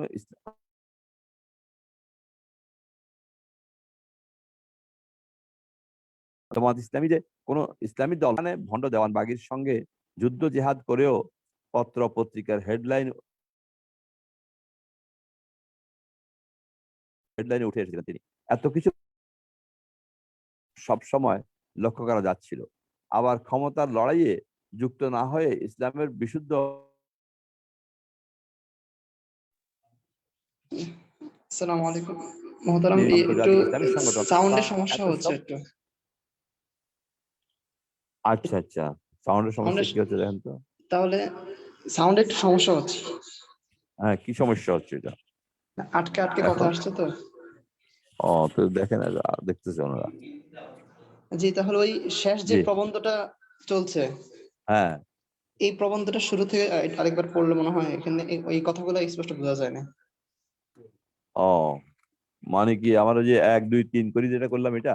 না না না, এখন এখন যেটা চলতেছে হ্যাঁ, এটাই তো 3 নাম্বারটা। 3 হ্যাঁ, নম্বরটা। আচ্ছা আচ্ছা আচ্ছা, এটা আমার একটা যুগান্তরের একটা লেখা ছিল তখনকার যুগে, তখনকার লেখা আর কি, ওইটা এখানে আনা হয়েছে আর কি। ওইটা ঘটনাটা এখনকার ঘটনা না। শেখ হাসিনার পতন ও পুনরায় ক্ষমতায় আসতে না পারার জন্য যে কোনো দলের সঙ্গে ঐক্য করতে পারি, এই কথা নাকি বলেছিলেন চরমনাই মরহুম পীর সাহেব ফজলুল করিম সাহেব।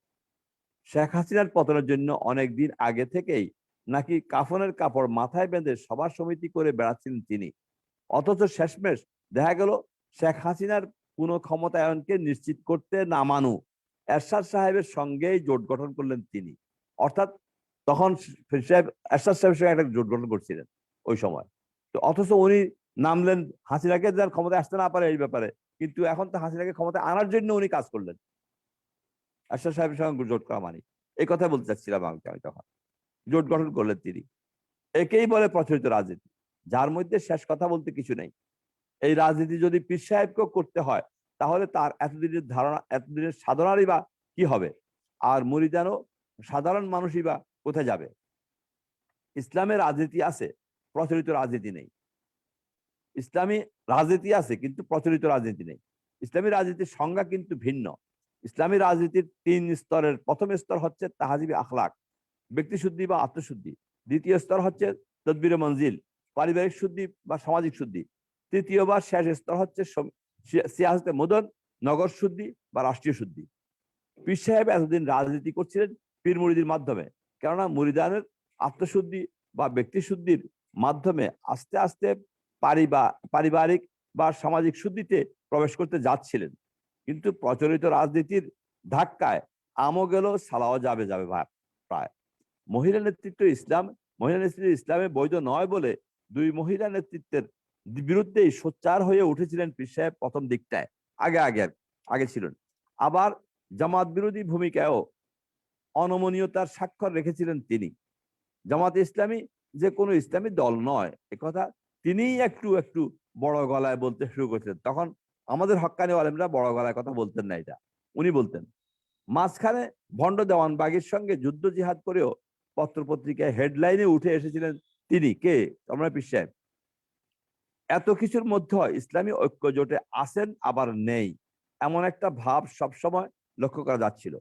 আবার ক্ষমতার লড়াইয়ে যুক্ত না হয়ে ইসলামের বিশুদ্ধ খেদমতে নিয়োজিত আন্তর্জাতিক ইসলামী সংগঠন তাবলিগ জামাত সম্পর্কে তার কিছু বিরূপ মন্তব্য শোনা যাচ্ছিল। এটা আমাকেও বলছেন, মেজবা সাহেব বলছেন। আমি ওনার সঙ্গে আলাপ করছি একবার, যে আপনি তাবলিগ জামাতের বিরুদ্ধে কিছু কথা বলছেন বলে। মেজবা সাহেব আগে বলেছেন পীর সাহেবের সঙ্গে আলাপ করো।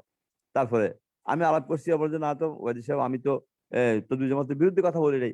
আমি বলছি আমাদের মুরিদান আমাকে আমার অনুমতি ছাড়া তবলিগ যাবে না, মানে তবলিগ যেতে হলে আমার অনুমতি লাগবে। আমি যেটা আপনি বলেন কেন, এই বাইন্ডিংসটা কেন দিচ্ছেন আপনি? আমাদের হক্কানি আলেমরা তো তবলিগে যাওয়ার জন্য কোনো বাইন্ডিংস দেয় না। তারা বরঞ্চ বলে যে আর তবলিগের চিলে লাগাও, তাহলে তোমার ইসলাহ হবে, তবলিগের সমস্ত এগুলো করো, এগুলো বলতে বলছেন। আপনি কেন বাইন্ডিং দিচ্ছেন? বাইন্ডিং দিলে কি আর কেউ আপনার কাছে অনুমতির জন্য আসবে? তখন উনি একটা কথা বলছিলেন, যে আমি বললাম যে এটা তো একটা আন্তর্জাতিক সংগঠন, বহুত বড় একটা ধর্মীয় সংগঠন, বহুত বড় কাজ, এরা কোনো রাজনীতি করে না, কিছু করে না, এটা নিয়ে আপনার এত বাড়াবাড়ি কেন? এরা তো আন্তর্জাতিক। তো আন্তর্জাতিক বলার পরে সঙ্গে সঙ্গে উনি বললেন যে আমরাও আন্তর্জাতিক হয়ে গেছি, আমাদেরও এখন লন্ডনে কেন্দ্র আছে, ওইটা আছে, এইটা আছে, এগুলো সব বললেন। আমি ঠিক হুবহু উনার কথাগুলো হাবিবুল্লাহ মেজবা সাহেব, মরুম হাবিবুল্লাহ মেজবা সাহেবকে জানাইলাম। হাবিবুল্লাহ মেজবা সাহেব দিয়ে এদের পতন আসবে, এরা অহংকার এসে গেছে, এদের মধ্যে অন্য জিনিস এসে গেছে মনে হচ্ছে।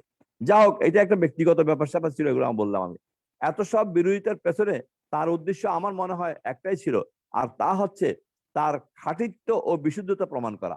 তার এই খাঁটি নেতৃত্বের ভেতরে আরেকটি জিনিসও লুকিয়ে থাকতে পারে বলে আমার সন্দেহ হয়েছিল, আর তা হচ্ছে আত্ম অহংবোধ বা অহংকার। ওই কথা যেগুলো আমি ব্যাখ্যা করলাম, এগুলাই যা হয়তো তিনিও ত্যাগ করে উঠতে পারেননি। অন্যদিকে অহংকারকে কিন্তু আল্লাহ মোটেও বরদাস্ত করেন না, আমার যা মনে হয়। এই কারণেই হয়তো মহিলা কেলেঙ্কারি সহ শত কেলেঙ্কারিও দুর্নীতিতে জড়িত এরশাদ সাহেবের সঙ্গে জোট বাঁধতে যাওয়ায় তার তুঙ্গে ওঠা রাজনৈতিক ইমেজ ধপাস করে ভুলুণ্ঠিত হয়ে পড়েছিল। এটা আমার একটা লেখা, যুগান্তর তৎকালীন সময়ের লেখা। এবং হাসিনা পর্যন্ত তখন এরশাদের সঙ্গে জোট করতে চায় নাই, নারী কেলেঙ্কারি আছে এটা বলিয়া সে এটা অফ করে দিয়েছে, কিন্তু বিশ্বাসের মতো লোকে ইয়ে করতেছিল। অবস্থা এমন দাঁড়িয়েছিল যে এরশাদের সঙ্গে জোটের কার্যকারিতা থাকুক আর নাই থাকুক, ভুলুণ্ঠিত ইমেজকে আর সহজে দাঁড় করানো যায়নি। অন্যদিকে এরশাদ সাহেবের ইমেজ তো অনেক আগেই হারিয়ে গিয়েছিল। উপরন্তু জাতীয় পার্টি 3 ভাগে বিভক্ত হয়ে আরো জীর্ণশীর্ণ হয়ে পড়েছিল। এমত অবস্থায় 4 দলীয় ঐক্য জোটে যাওয়ায়, এই এরশাদ সাহেব সহ উনি 4 দলীয় ঐক্য জোটে যাওয়ায় এরশাদ সাহেবের গণ ইমেজ বাড়তে শুরু করতে না করতেই তাতে আহ না করতে তাতে করলেন তিনি কুঠারাঘাত।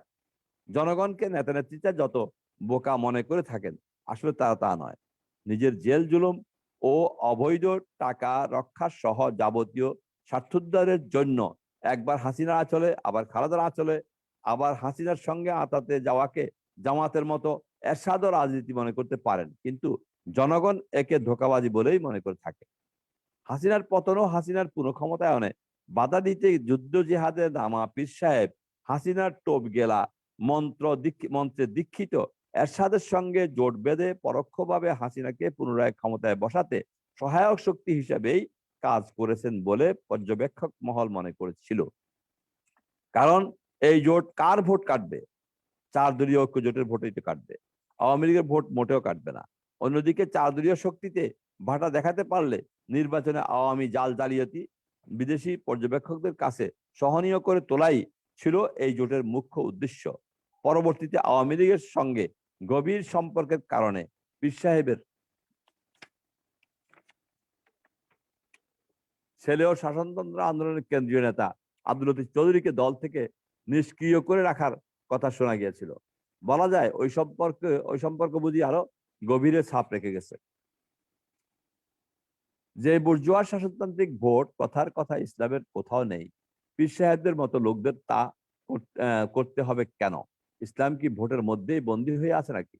আর ইসলামে যে তওবার দুয়ার খোলা নেই তাও নয়, তবে সারা বছর আকাম কুকাম করে শুধু বুঝি নির্বাচন প্রাক্কালে এরশাদ সাহেবের তওবার সময় হয়েছিল। অন্যদিকে ইসলামী আইন বাস্তবায়ন কমিটিকে দুই ভাগে বিভক্ত করা হয়েছিল, তখন একটি পীর সাহেবের দলের মধ্য থেকে ছিল। প্রচলিত বস্তা পচা ঘুণে ধরা এই রাজনীতির অবয়ব যে এমন, একথা তা আর নতুন করে বোঝাতে হবে না। কিন্তু ইসলামের নামে যারা রাজনীতি করছেন বা করবেন, তারা কেন এমন হবেন, এই প্রশ্ন আজ জনগণের। তো যাই হোক, এগুলো আমি আমার কিছু অভিমত পেশ করলাম। নির্বাচন ও নির্বাচনোত্তর খেলাফত আন্দোলনে যেহেতু আমার সরাসরি হুজুরের সাথে থাকার সৌভাগ্য নসিব হয়েছিল, তাই আমি হলফ করে বলতে পারি, আমরা যদি রাজনৈতিক প্রজ্ঞা ও সততা দিয়ে পরবর্তী পদক্ষেপগুলো নিতে পারতাম, তাহলে আজ মনে হয় দেশের চিত্র ভিন্ন রকম হতে পারত। কিন্তু দুঃখের বিষয়, এত বড় গণজোয়ারকে আমরা আলেম সমাজই নিজ নিজ স্বার্থের কারণে ধরে রাখতে পারেনি, বরং হযরত হাফিজ হুজুরের জীবদ্দশায় খেলাফত আন্দোলন ভেঙে টুকরো টুকরো হয়ে যায়। এই ভাঙনের ফলে সৎ ও হকপন্থী অধিকাংশ আলেমরাই আবার রাজনীতির এই তৃতীয় ধাপ থেকে সরে এসে প্রথম দুই ধাপে কাজ করতে প্রয়াস পান। এ থেকে আমি যা বুঝতে পেরেছি তা হচ্ছে, রাজনীতির, যেমন আমি নিজেই রাজনীতি ছেড়ে দিয়েছি আজকে প্রায় 30-35 বছর বেশি হয়ে গেছে। এর থেকে মেজবা সাহেব ছেড়ে দিয়েছেন, আরো অনেকে ছেড়ে দিয়েছে এগুলো।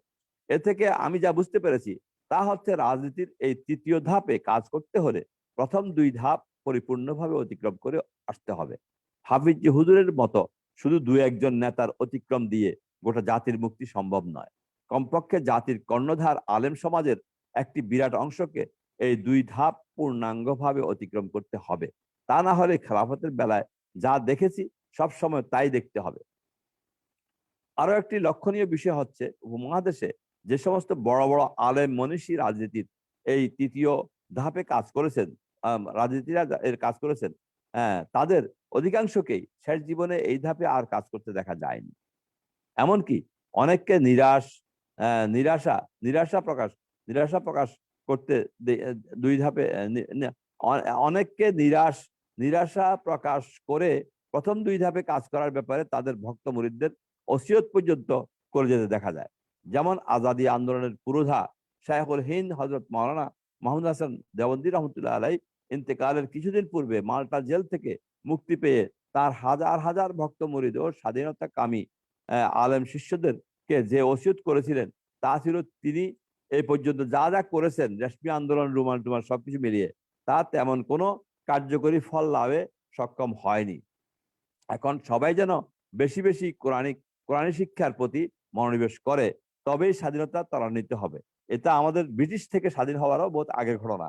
অর্থাৎ তখন হযরত এত কিছু করার পরে যদি জেল খাটলেন, এত কিছু করলেন, তারপরে 7টা দেশকে আপনার ইংরেজদের বিরুদ্ধে আপনার উদ্বুদ্ধ করলেন, তারপরে তারপরে উনি এসে বললেন যে আমার এগুলো কাজ না, কাজটা হচ্ছে আসলে কোরআনী শিক্ষাটা হলো আসল কাজ। হযরত মাওলানা আতহার আলী সাহেব তো তার একমাত্র ছেলে কিনা আমি জানি না, কিন্তু এখানে একমাত্র ছেলে লেখা আছে আমার লেখার মধ্যে, এই তৃতীয় ধাপের রাজনীতির ব্যাপারে নিষেধই করে গেছেন। অর্থাৎ শাহ আনোয়ার সাহেবকে উনি রাজনীতি সম্বন্ধে নিষেধ করছেন। উনি খতিব আজম রহমতুল্লাহ মোটামুটি তাই করেছিলেন। এই সকল বিষয় বিবেচনা করে আমার মনে হয়েছে রাজনীতির এই ধাপে কাজ করার উপযুক্ততা ও যোগ্যতা অর্জন ব্যতীত এতে অংশগ্রহণ করাই উচিত নয়। বিষয়টি বোধগম্য হওয়ার জন্য বেশি দূর যাওয়া লাগবে না। আমাদের বর্তমান আলেম সমাজের বর্তমান রাজনীতি পর্যবেক্ষণ করলেই তা সহজে বুঝে আসবে। এ সকল স্বার্থোদ্ধারের রাজনীতি ওর বাস্তবতার আলোকে বলা যায়, গণতান্ত্রিক পদ্ধতিতে ইসলামী রাজনীতি কালক্ষেপণ ছাড়া আর কিছুই নয়। এই পদ্ধতিতে ইসলামী খেলাফত পুনরুদ্ধার সম্ভব হয়নি এবং হবেও না। বাস্তবতার আলোকেই এই দাবি করা যায়। যেমন আমি এখানে বলতে চাচ্ছি, আলজেরিয়া ঘটনা আছে। আলজেরিয়াতে ইসলামী দল জয়লাভ করছিল, কিন্তু তারা আসতে দেয় নাই। এবং কি শুধু ইসলামী দল না, তাদের স্বার্থ বিরোধী, ইহুদি খ্রিস্টানদের স্বার্থ বিরোধী যদি কোনো দল এসে যায়, তখন যেটা গণতান্ত্রিক দল হইলেও তাকে ক্ষমতায় আসতে দেয় নাই। বারবার ইতিহাস আছে, বারবার নেওনের মেয়ে কি নাম, সুকি সুকি সুকি ক্ষমতায় আসতে নির্বাচনে জয়লাভ করছে, মেজরিটি জনদিয়া লাভ করছে, কিন্তু তাকে ক্ষমতায় আসতে দেয়নি আরবিরা। তারপরে আলজেরিয়ার ঘটনা আছে, টার্কির ঘটনা আছে, আগে আগে আসতে দেয়নি। এখন এরদোগান আসছে, কিন্তু আগে আসতে দেয়নি। আমি আমার জীবনের অভিজ্ঞতা থেকে কিছু কথা বলেছি, কাউকে আঘাত দেয়া বা আমার বিন্দুমাত্র উদ্দেশ্য নয়। এবং আমার এই কথাগুলো বিভিন্ন সময় বিভিন্ন পত্র পত্রিকায় প্রকাশ হয়েছিল, সেগুলো একত্রিত করেই মূলত এই প্রবন্ধ তৈরি করেছি। আল্লাহ তাআলা সবাইকে সহিহ সমঝ দান করুক, আমিন। আল্লাহ আমাদেরকে সহিহ সমঝ দান করুক। জাযাকুমুল্লাহ। এখন আপনারা যদি কোনো কথা প্রশ্ন থাকে কারো বা কোনো কিছু থাকে, এটা বলতে পারেন।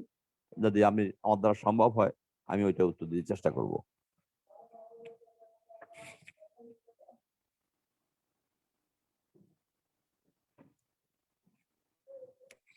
জাযাকাল্লাহ, আহসানাল্লাহ জাযা। ওয়া ইয়াকুম। খুবই গুরুত্বপূর্ণ আলোচনা। জি, প্রশ্ন আসছে। জি একজন ভাই প্রশ্ন করেছেন যে হুজুরের আগের বিভিন্ন প্রবন্ধ থেকে যে বিষয়টি বোঝা যায় যে বর্তমান রাজনীতিতে সমস্যা, তার সংশোধন প্রয়োজন।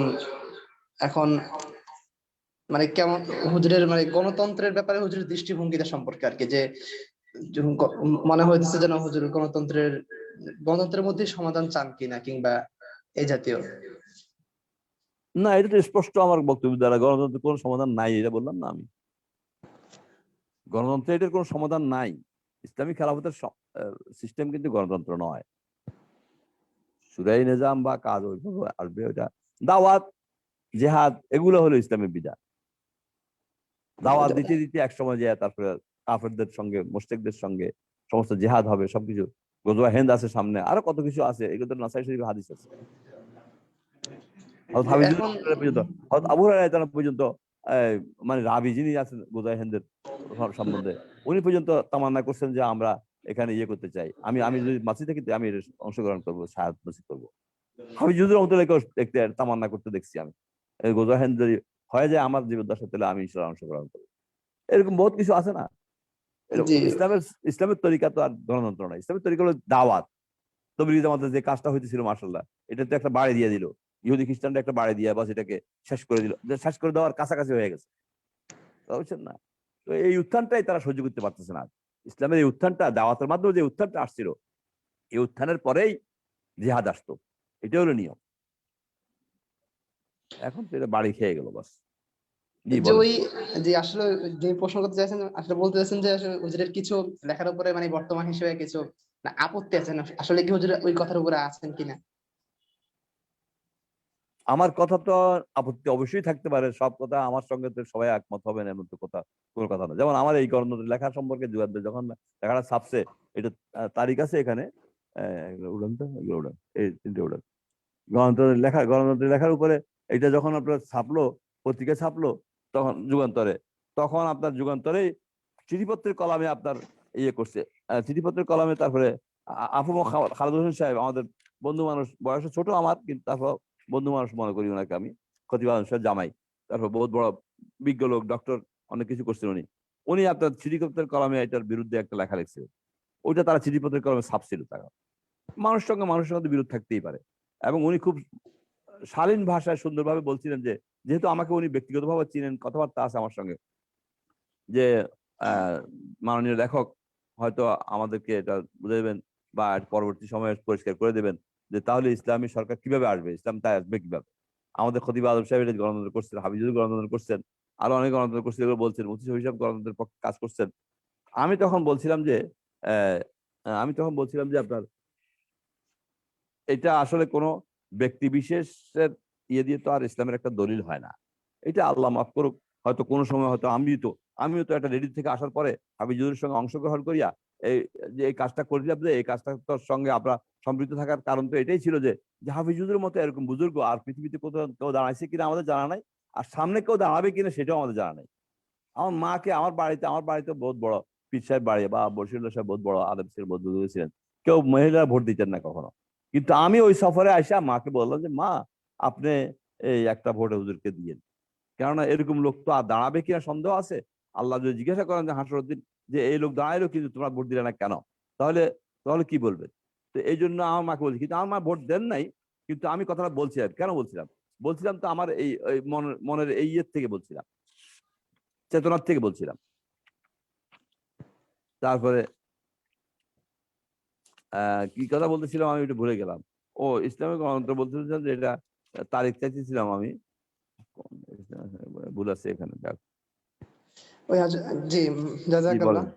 যা বলেন। অনেকে যেটা জানতে চাচ্ছে যে বর্তমানে যারা তরুণ, তারা মানে বলছেন যে তাহলে মানে এরা অবস্থা এমন হলে তাহলে সবাই, যেটা একজন বলছেন আমাদের নবীনদের করণীয় কি কিংবা করণীয় কি, মানে এই জাতীয় উত্তর প্রশ্ন আছে, তাহলে বর্তমান রাষ্ট্রীয়ভাবে ইসলাম কায়েম করতে হলে মুসলমানগণ কিভাবে অগ্রসর হবে? এটা হুজুর তো সংক্ষিপ্ত উত্তর দিয়ে দিয়েছেন, এখন সবাই খালি এই প্রশ্নটাই বারবার করতে চাচ্ছে। এখন এটার ব্যাপারে না, বিস্তারিত বারবার কিছু। করলে এটা প্রশ্নের উত্তর তো একটাই হবে। প্রশ্নের উত্তর একটাই হবে, আমাদের নিজেকে তৈরি করতে হবে। তো আমরা আসলে দেখতেছেন না আপনার, এই যে আমি যে বলি, আমি কথা তো আমি পরিষ্কার বলি, আমি আমার কোনো কোনো ধার ধারি না, কোনো কিছু কথা ধার ধারি না আমি।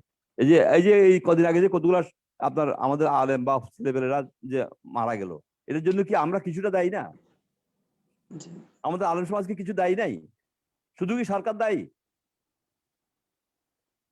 সরকার করছে, ঠিক আছে, সরকারের জলম হয়েছে, কিন্তু আমরা কি উস্কাইছি যে এটা কোনো কাজ নাই, কিছু নাই? মোদীকে নিয়ে আমরা এত বাড়াবাড়ি করার দরকার থাকে? আর মোদী কি হয়েছে? মোদীর থেকে আরো খারাপ কত কাজ আমাদের মধ্যে আছে না? দেশের মধ্যে হচ্ছে না? দেশ তো অন্যরকম হয়ে গেছে। এটা ওগুলো কোনো আমরা বারণ করার কোনো ক্ষমতা নাই, আমাদের কিছু নাই। তাহলে আমাদের এখানে নাহিয়ান মুনকারের স্তর তো 3টা আছে। বিলিয়াদ, হাত দ্বারা। হাত দ্বারা কার হাত? আপনারাই তো বলেন ব্যাখ্যাগুলা। সরকার, তারপরে মা, বাপ, বাচ্চাদের উপরে, স্বামী স্ত্রীর উপরে, এরা হলো হাত দ্বারা করতে পারে নাহিয়ান মুনকার। তারপরে আবার যদি সেটা না হয়, তাহলে মুখের দ্বারা করতে পারে। তো মুখের ভাষা অত শালীন হওয়া যায়। মুসলমান কালকে ক্ষমতা থেকে নামাই ফেলবো আমি, এই কথা এগুলো বলার তো কোনো অর্থ নাই।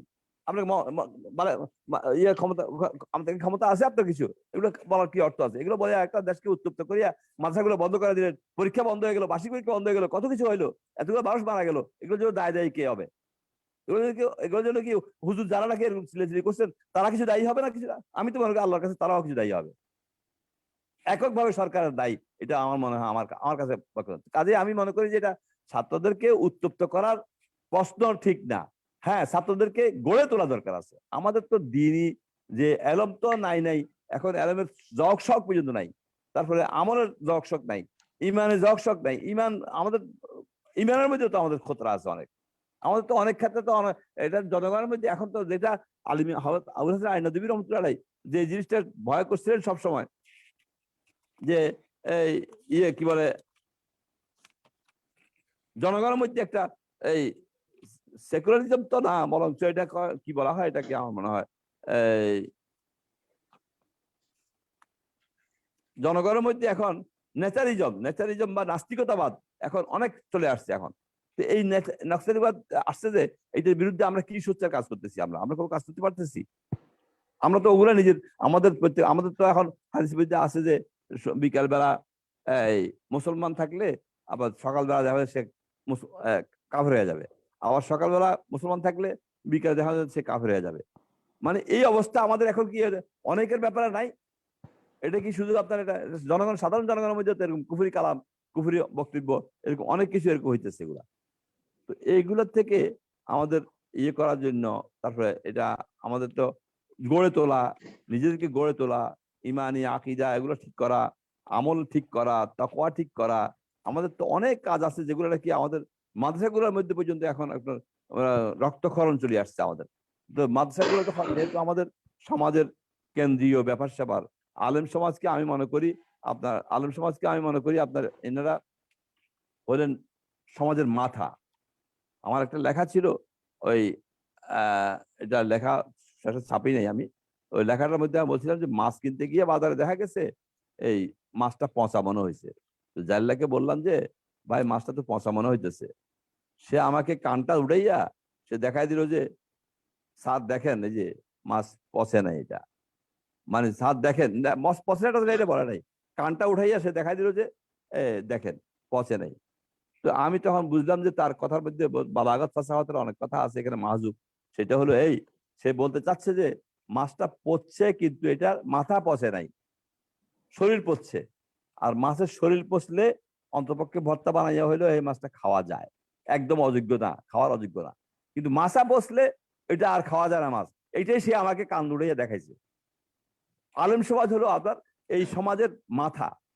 আলেম সমাজ পচে গেলে ওই সমাজ আর থাকে না, ওই সমাজ পচে যায়। মুফতি আজম রহমতুল্লাহ, ফজলুল্লাহ সাহেব রহমতুল্লাহ পরিষ্কার বলছেন, ফাসাদে আলম ও ফাসাদে আলেম আস্ত, ও সালাহে আলম বা সালাহে আলেম আস্ত, এরকম ভাবে বলছেন উনি। তো এই জন্য আমাদের মনে হয় একটু চিন্তা করা দরকার আর কি, যে আমাদের আসলে নিজেদেরকে গড়ে তোলা দরকার। তারপরে নিজেদের গড়ে না তুললে আমরা তো আসলে নিজেরা যদি ইমানের আমলের দিক থেকে সর্বদিক থেকে আমরা যদি নিজে গড়তে না পারি, তাহলে তো আমাদের সমস্যা হওয়ার সম্ভাবনা সবকিছু আছে। হ্যাঁ, আমরা তৈরি হতে থাকবো, তৈরি হতে থাকবো, তৈরি হতে থাকবো। সময় সুযোগ মতে যখন আল্লাহ পাক ডাক দিবেন, আল্লাহ পাক যখন সুযোগ দেবেন, কোন সরকারের মাধ্যমে আল্লাহ পাক যখন আমাদেরকে সুযোগ ব্যবস্থা করে দেবেন, তখন আমরা আস্তে আস্তে কাজ করবো। যেটা এটাই হলো আপনার ফাইসলা আমাদের, এটাই হলো আমাদের মানে আসল ব্যাপার মনে করি আর কি আমি। কারণ এখানে তো আর তড়িঘড়ি করে কোনো কিছু করার মতো ব্যবস্থাপনা তো এখানে নাই। যুগ যুগ ধরে তো এই গণতন্ত্রের কাজ হইতেছে। কে পারছে আসবে যদি ইসলামের কোথায় বাস্তবায়ন আছে, কোথায় আছে বাস্তবায়ন? কিন্তু তালেবানদের ওখানে তো বাস্তবায়ন হয়েছে আলহামদুলিল্লাহ। এই ধরনের বুঝতে হবে আর কি এগুলা। জি বলেন। জি, জাযাকাল্লাহ। অনেকে এই বিষয়ে প্রশ্ন করছেন, যে একজন প্রশ্ন করেছেন আমরা কি গজরাতুল হিন্দ পর্যন্ত অপেক্ষা করবো কিনা। ওই হুজুর তো উত্তর দিয়ে দিয়েছেন যে আসলে এর আগের যে কথা থেকে যেটা স্পষ্ট বোঝা যায় আসলে মানে যে আমরা মূলত যে কাজটা করছি সেটা হলো যেটা যেটা সম্ভব না, যেটা মরীচিকা, সেটার পিছনে লেগে আছি। আর যেটা দরকার আমাদের জানা, মাসলা জানা, আমাদের এদাদ নেওয়া, আমরা ওগুলো না করে যেটার পিছনে করলে মূলত কোনো সময় ব্যয় কিন্তু কোনো ফলাফল আসবে না, আমরা সেগুলোই করছি। আর বর্তমান বাস্তবতা এটাই। তো হুজুর তো এটাই বললেন। করতে চাচ্ছে। হ্যাঁ, হ্যাঁ, তো আমরা ওখানে কথা একটা আছে, ওখানে কথা একটা আছে সেটা বলছি আমি সেখানে, যে ইঞ্জিনিয়ার আব্দুল মুকিত সাহেব একবার বলছিলেন সায়েন্স ল্যাবরেটরি মোড়ের এক মসজিদের মধ্যে। আমাকে এক বন্ধু জাকারিয়া, ডক্টর ইসাক সাহেবের ছেলে মাওলানা জাকারিয়া মরহুম রহমতুল্লাহ আলাই, আমার বন্ধু, তার ভাই বলছে এখানে তবলিগের একটা ইয়ে আছে, তুমি আসো। তো গেলাম, যা দেখি যে ইঞ্জিনিয়ার আব্দুল মুকিত সাহেব তবলিগের বড় মুরব্বী, তারপর উনি বয়ান করতেছেন মিম্বরে, অথচ উনি কিন্তু বয়ান করার অভ্যস্ত না ছিলেন না। উনি অ্যাংলো ইন্ডিয়ান, খুব বড় মুরব্বী, এশিয়ার মধ্যে বড় স্থপতি ছিলেন। তো উনি থামে থামে কথা বলতেছেন। তো তখন উনি বলতেছেন যে ভাই,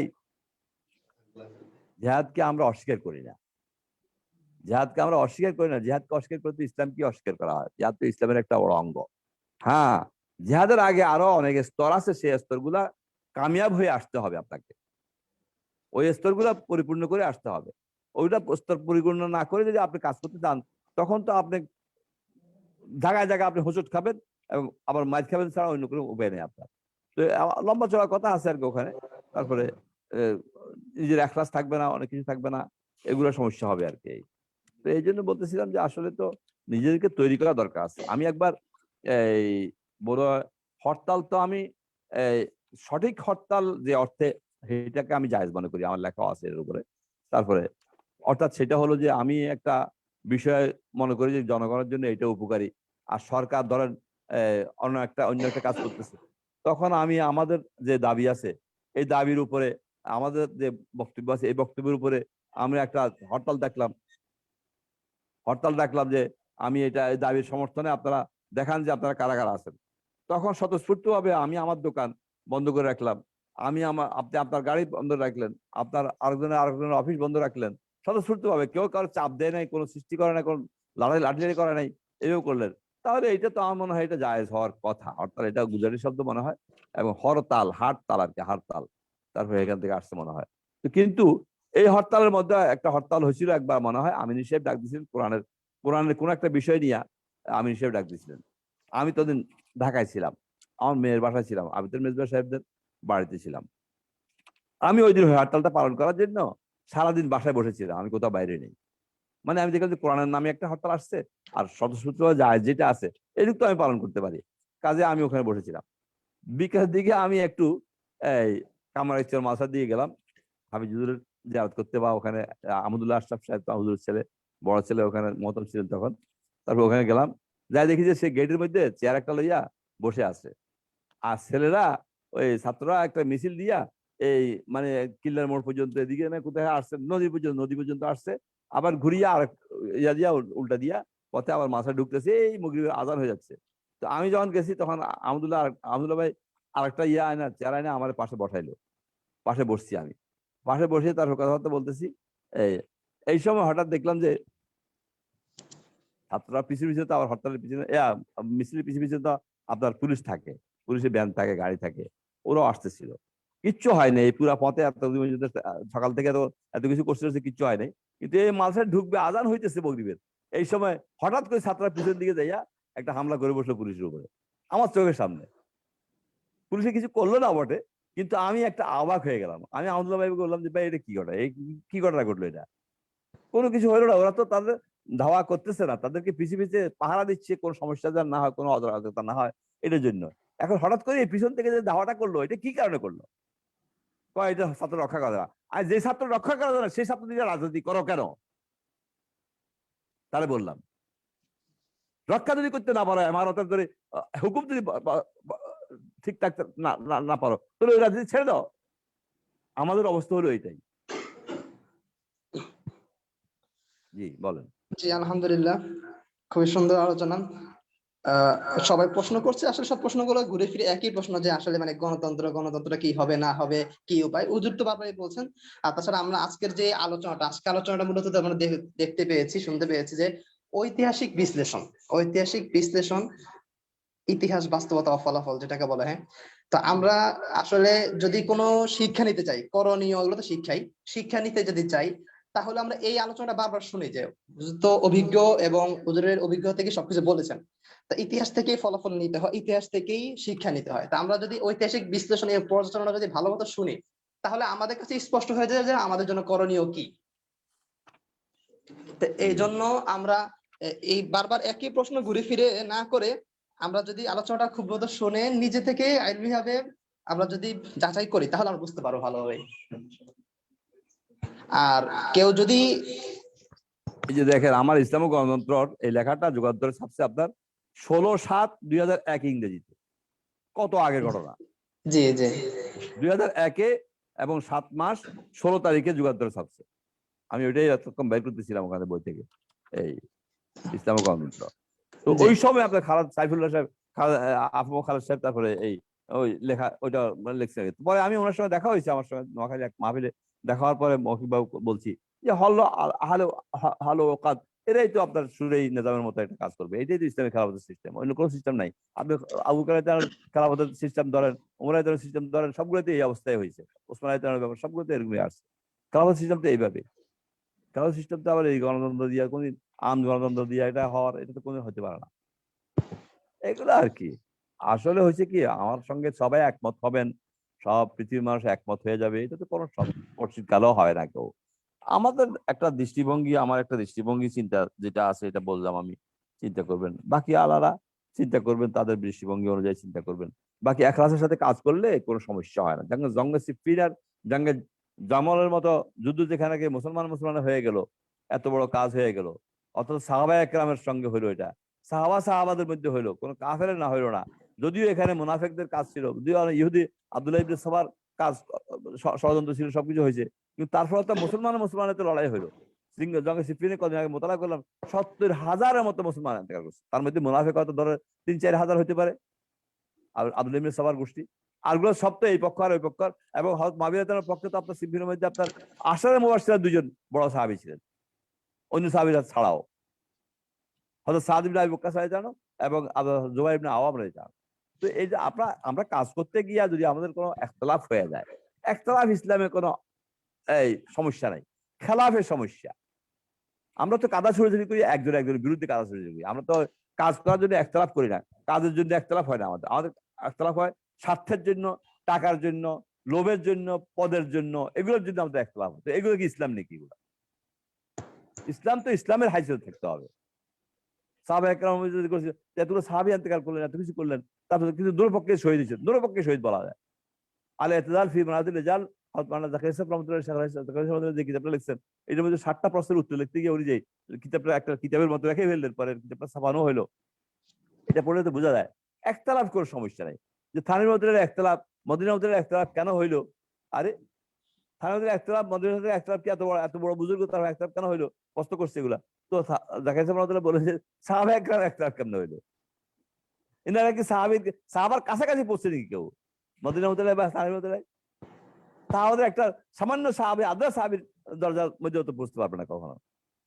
তো কাজে উনাদের মধ্যে একতলাফ হইতে পারলে এখানে হবে না কেন?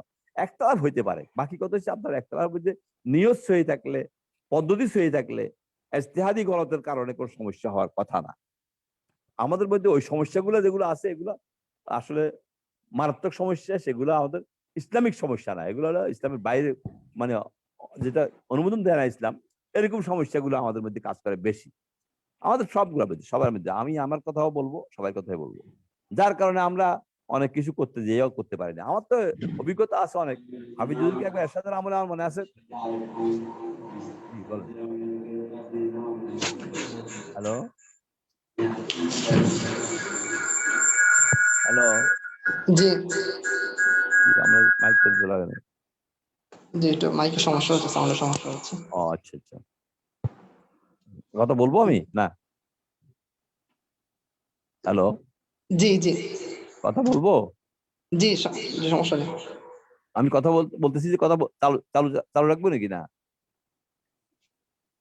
জি, সমস্যা নেই। ও আচ্ছা, ওই এরশাদ সাহেবের আমলে হাফিজুর একবার মিটিং করছিলেন, বিরাট সম্মেলন টম্মেলন করছিলেন। তো ওখানে আমি তখন একটা সমস্যা ছিল আমার উপরে এম্বার্গো হয়েছিল। আমিনী সাহেব, আজিজ হক সাহেব, আরো বড় বড় সাহেবরা, তহাবিন হাবিব, তারপরে আরো অনেক সব শহীদ সিরাজউদ্দৌলা, এরা মিলিয়ে আমাকে একটা কোণঠাসা করছিল আর কি, একটা কারণে, মানে আমার যেন বাড়তে না পারি আমি। তো যাই হোক, ওইটাতে হামিদুল্লাহর বাসায় নিয়ে আমার ডাকা ছিল। হাফিজুরের নাম দিয়ে ডাকছে আমাকে, অথচ হাফিজুর কিন্তু আমার ডাকে নেই আসলে। আমি যখন গেটে গেলাম, দরজার গেটে গেলাম, তখন দরজার গেটে আমাকে একটু বারণ করে থামাই দিল। ভিতরে যারা আছে তারা আমার ঢুকতে দিল না, বলছে একটু অপেক্ষা করেন। পরে আমি শুনতে পারলাম হাফিজুরকে বলা হচ্ছে, আমিনী সাহেব বা কেউ বলতেছেন যে হুজুর ওবায়দী সাহেবকে ডাকা হয়েছে, ওবায়দী সাহেবকে একটু আর কথা জিজ্ঞাসা করা দরকার। অর্থাৎ আগে কোনো হুজুর বলেও না আমাকে আনার জন্য, আসার জন্য হুজুরকে বলে। তো হুজুর আমার জিজ্ঞাসা করছে, কিছু কথাবার্তা হয়েছে, আমি প্রশ্ন উত্তর দিচ্ছি এগুলো টোলা, যে এটা তুমি বিরোধিতা করতেছো। আমি বিরোধিতা করতেছিলাম না। এখানে যে একটা গন্ডগোল হয়েছে, ভিতরে ভিতরে ভিতরে একটা সমস্যা সৃষ্টি হয়েছে, এটা অসৎ উপায়ে আসতেছে, এগুলোকে জঞ্জালটা দূর করার জন্য চেষ্টা করতেছি। তো এটা আমার কাছে বলো না কেন? তো আমি আপনার কাছে বলার বলতো আমি আসতে পারি না, অনেক দেওয়াল, এখানে অনেক দেওয়াল আছে, এই দেওয়ালগুলো ডিঙে হুজুর কাছে পর্যন্ত আসতে পারি না আমি। তারপরে তো হুজুর কতক্ষণ মাথা নিচু করে চুপ চুপ থাকলেন। চুপ থেকে তারপরে উঠে বললেন যে তুমি আমার সামনে থাকিও না, থাকলে আমার কাছে কষ্ট লাগবে। তারপরে আমি তখন অনুনয় করে, যাতে আমার উপর কোনো অভিশাপ না আসে হুজুর, এই জন্য আমি কিছু কথা বলতেছিলাম যে হয়তো আমার তো এখলাসের সাথে কাজ করতেছি, আমি কোনো এটার মধ্যে কোনো বানাওয়াটি কোনো কিছু নাই। আর এটা তো আমি কোনো পত্রপত্রিকাও দিই নাই, তখন তো আমার কিছু পত্রিকা দিই নাই, আমি পত্রপত্রিকা দিই নাই বা কোনো, আমি তো চরমায় বিশ্বাসের মতো লোকের বলতেছি। মানে কি কি সমস্যা এখানে, এই চরমায় বিশ্বাসের মতো বলতেছি। চরমায় বিশ্বাস যেহেতু একটা কান্ডারি, একটা খেলাপথের একটা কান্ডারি, আজিজ হক সাহেবের মতো লোকেরা বলতেছি, মেজবা সাহেবের মতো, হাবিবুল্লাহ মেজবা সাহেবের মতো লোকেরা বলতেছি, এরা তো একটা বড় বড় মানে লিডার, নেতা। তারপরে এই তখন হুজুর বললেন যে তুমি তো আমার মহব্বত করো বলতেছো, কিন্তু তুমি আমার হুকুম মানতেছো না। তখন আমি উঠে গেছি সঙ্গে সঙ্গে আদবের সাথে। উঠে যাইয়া সর্বপ্রথম আমি প্রেস ক্লাবে গেছি আগে। তখন নদী পার হইতে হইতো, নদী নৌকায় পার হইতে হইতো।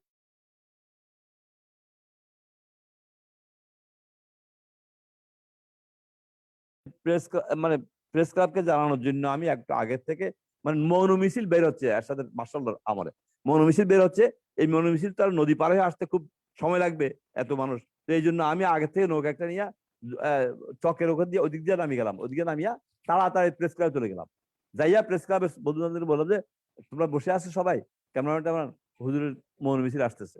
এই তাড়াতাড়ি তাড়াতাড়ি যে তারা দাঁড়ায় গেল, হুজুর মাইতুল বকরের সামনে আসা বিরাট ঘোষণা দিল। তারপরে তারপরে যে এই সরকার, তারপরে জাতীয় সরকার নয়, এই সরকার অবৈধ সরকার, মার্শাল সরকার, না ইসলামী সরকার, না জাতীয় সরকার, এটা অবৈধ সরকার, এগুলো ঘোষণা দিল।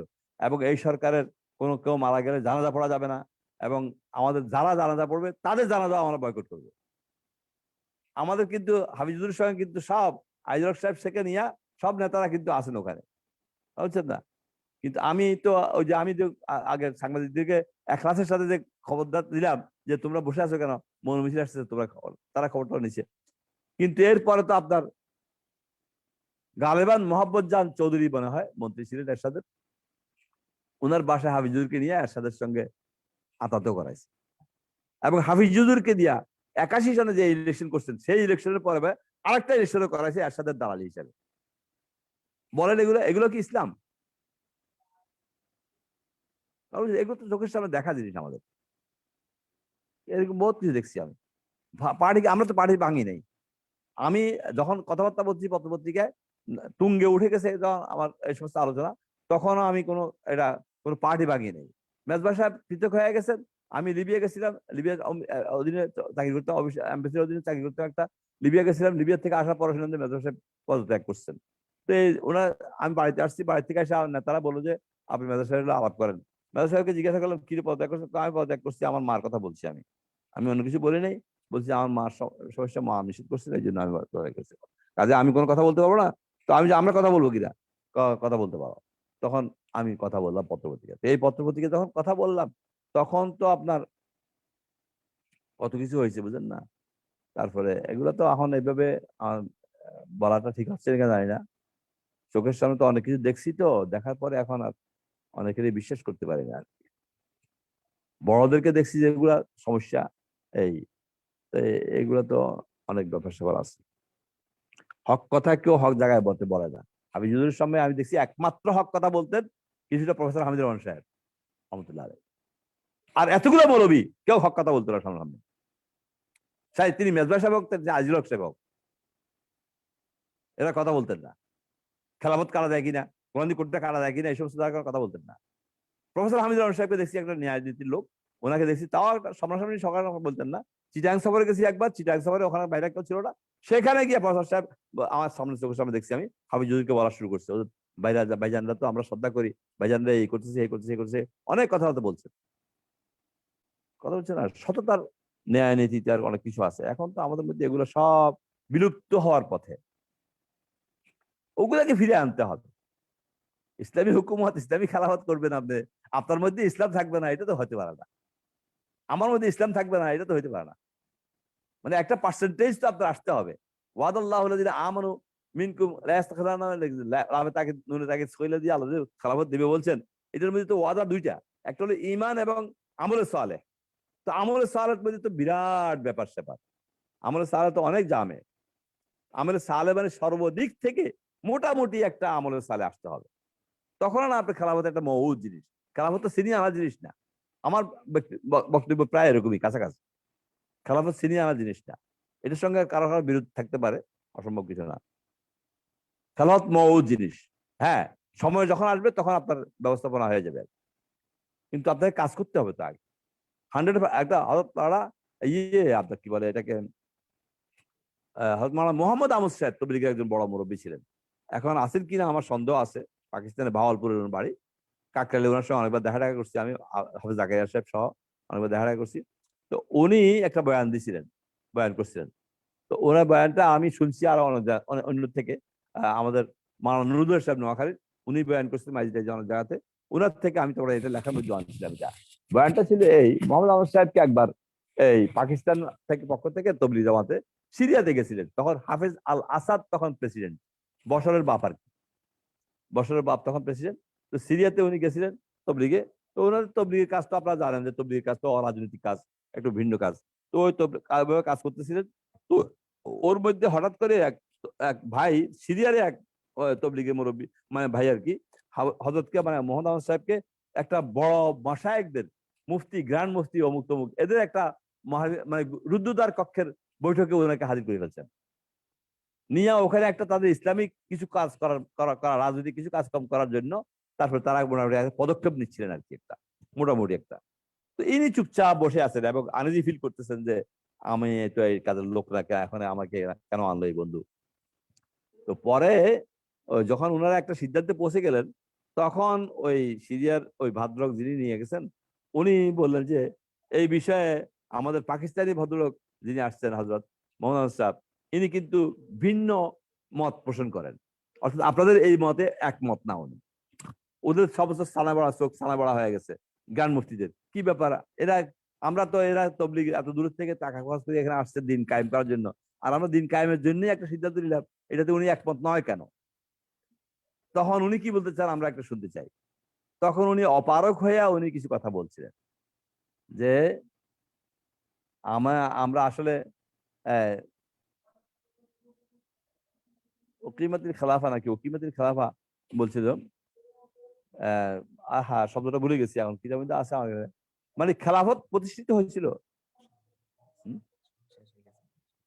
বারোটা বলেন না, তখন কি করবো, শেষ করবো বাস? আলহামদুলিল্লাহ। তো ঠিক আছে, কথা বদল করে দিই। হ্যাঁ, জাযাকুমুল্লাহ আপনাদেরকে কষ্ট করার জাযাকাল্লাহ, জন্য। জাযাকাল্লাহ মুতাযা মুহতারাম, খুব সুন্দর আলোচনা ছিল। ওই সবাই ঘুরে ফিরেই একই প্রশ্ন করছেন, তা আসলে কথাগুলো তো বারবারই বলা হয়েছে যে হুজুর ঐতিহাসিক বিশ্লেষণ করেছেন, এখন আমাদের দায়িত্ব হলো এখান থেকে শিক্ষা নেওয়া। আর হুজুর তো বারবার বলেছেন যে আমাদের মাসলা ইলমি এটা জানা, আমাদের যোগ্য হওয়া খুবই জরুরি। আর যারা এই বিষয়ে পরিপূর্ণ, গণতন্ত্র কিংবা করণীয় ইত্যাদি বিষয়ে পরিপূর্ণ আলোচনা কিংবা পরিপূর্ণ জানতে চান, তাদের জন্য অনেক বইপত্র কিতাব রয়েছে, সপ্তাহে একসাথে বলা সম্ভব না। আর অনেকে চাচ্ছেন যে আজকের আলোচনাটার লেখা, ইনশাআল্লাহ সমস্যা নেই, এটা আমাদের সাথে যোগাযোগ করলে আমরা হুজুরের বইগুলো তো বিভিন্ন জায়গায় পাওয়াই যায়।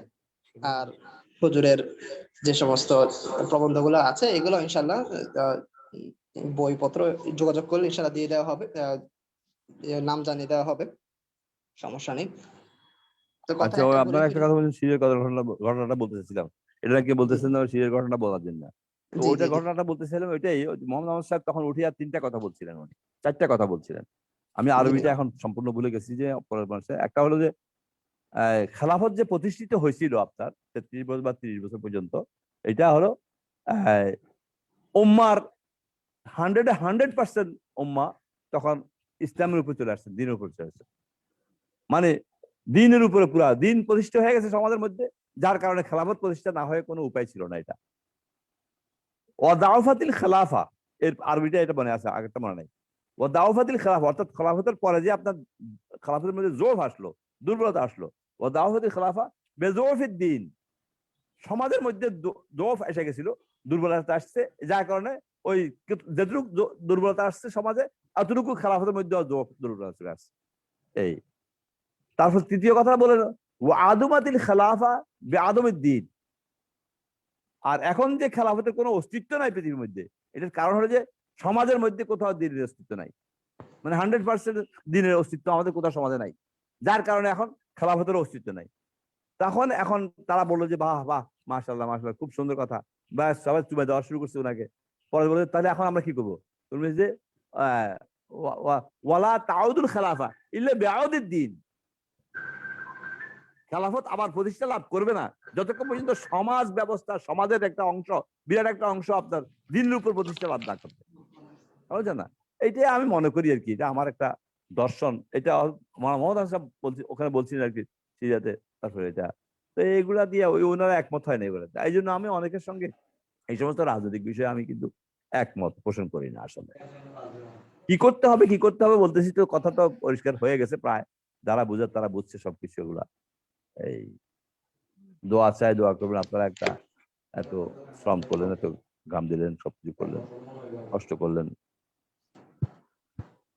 আমিও দোয়া চাই, আল্লাহ জানি ইমানের সাথে তওবার সাথে মত করে। এই সবার কাছে বিদায় জানাচ্ছি। আসসালামু আলাইকুম।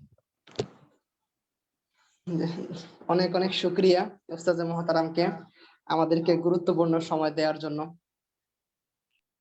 হুজুর তো আমরা বুঝতে পারছি অনেক প্রবীণ আলেম, তো এত বৃদ্ধ অবস্থায়ও আমাদের সাথে থেকেছেন, কষ্ট করে কথা বলেছেন শুধুমাত্র আমাদেরকে কিছু ইস্তেফাতা দেওয়ার জন্য।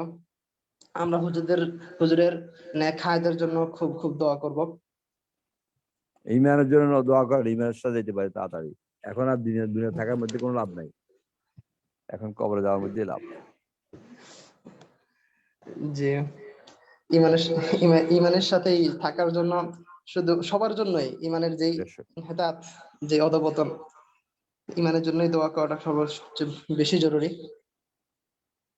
আর হুজুর আলোচনার মধ্যে বারবার বলেছেন যে ইমানি জিনিসের দিকে, ইমানি বিষয়ের দিকে আমাদের জোর দেওয়া খুবই জরুরি। আমাদের নিজেদের ইমানের মধ্যে খতরা চলে আসছে বর্তমান বিভিন্ন রাজনৈতিক প্রশ্ন, এগুলোর চেয়ে আমাদের নিজেদের ইমানের দিকে কিছু সময় দেওয়া, কিছু শ্রম এবং মেধা ব্যয় করা, এটা খুবই জরুরি। জি, জি। অনেক অনেক শুকরিয়া হুজুরকে আমাদের সাথে গুরুত্বপূর্ণ সময় দেওয়ার জন্য। আর আজকে যারা আমাদের সাথে জুম অ্যাপে, ফেসবুক গ্রুপে, ফেসবুক লাইভ স্ট্রিমে আমাদের সাথে ছিলেন, সকলকে মার্কাজ সাহাবা আল ইসলামের পক্ষ থেকে অনেক অনেক শুকরিয়া। ইনশাআল্লাহ ইনশাআল্লাহ আমাদের আগামীকালও যথারীতি ইলমি মুহাদারা অনুষ্ঠিত হবে।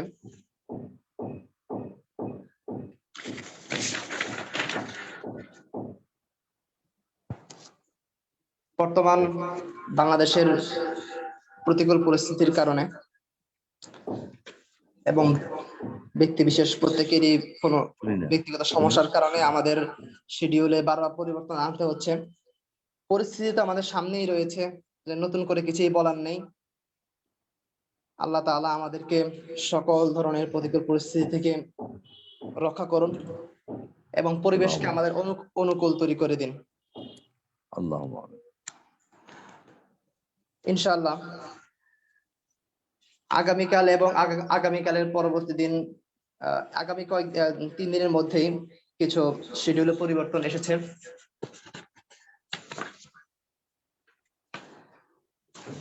আগামীকাল আমাদের সাথে উস্তাজে মুহতারাম মাওলানা হারুন ইজার হাফিজাহুল্লাহ রাহুল্লাহ ফাকাল্লাহু আসরাহ আমাদের সাথে থাকার কথা ছিল, কিন্তু প্রতিকূল পরিস্থিতির কারণে হুজুর আমাদের সাথে থাকতে পারছেন না। আমরা হুজুরের জন্য দোয়া করব। ইনশাআল্লাহ আগামীকাল হুজুরের যে বিষয় ছিল সেই বিষয়ের উপরে ইনশাআল্লাহ মুহাদারা অনুষ্ঠিত হবে। আগামীকালের বিষয়বস্তু শুআবুল ঈমান। আগামীকালের বিষয়বস্তু শুআবুল ঈমান। উক্ত বিষয় মুহাদারা পেশ করবেন মাওলানা ইসমাইল হাফিজাহুল্লাহ, মুদির মাদ্রাসাতুস সুন্নাহ নোয়াখালী। ইনশাআল্লাহ আমরা আগামীকালও যথাসময়ে মুহাদারায় উপস্থিত থাকার চেষ্টা করব।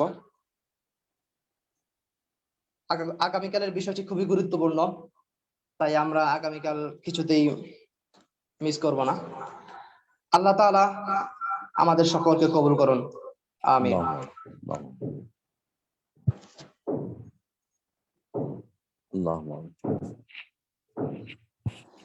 আজকের মতো আমরা এখানেই শেষ করছি।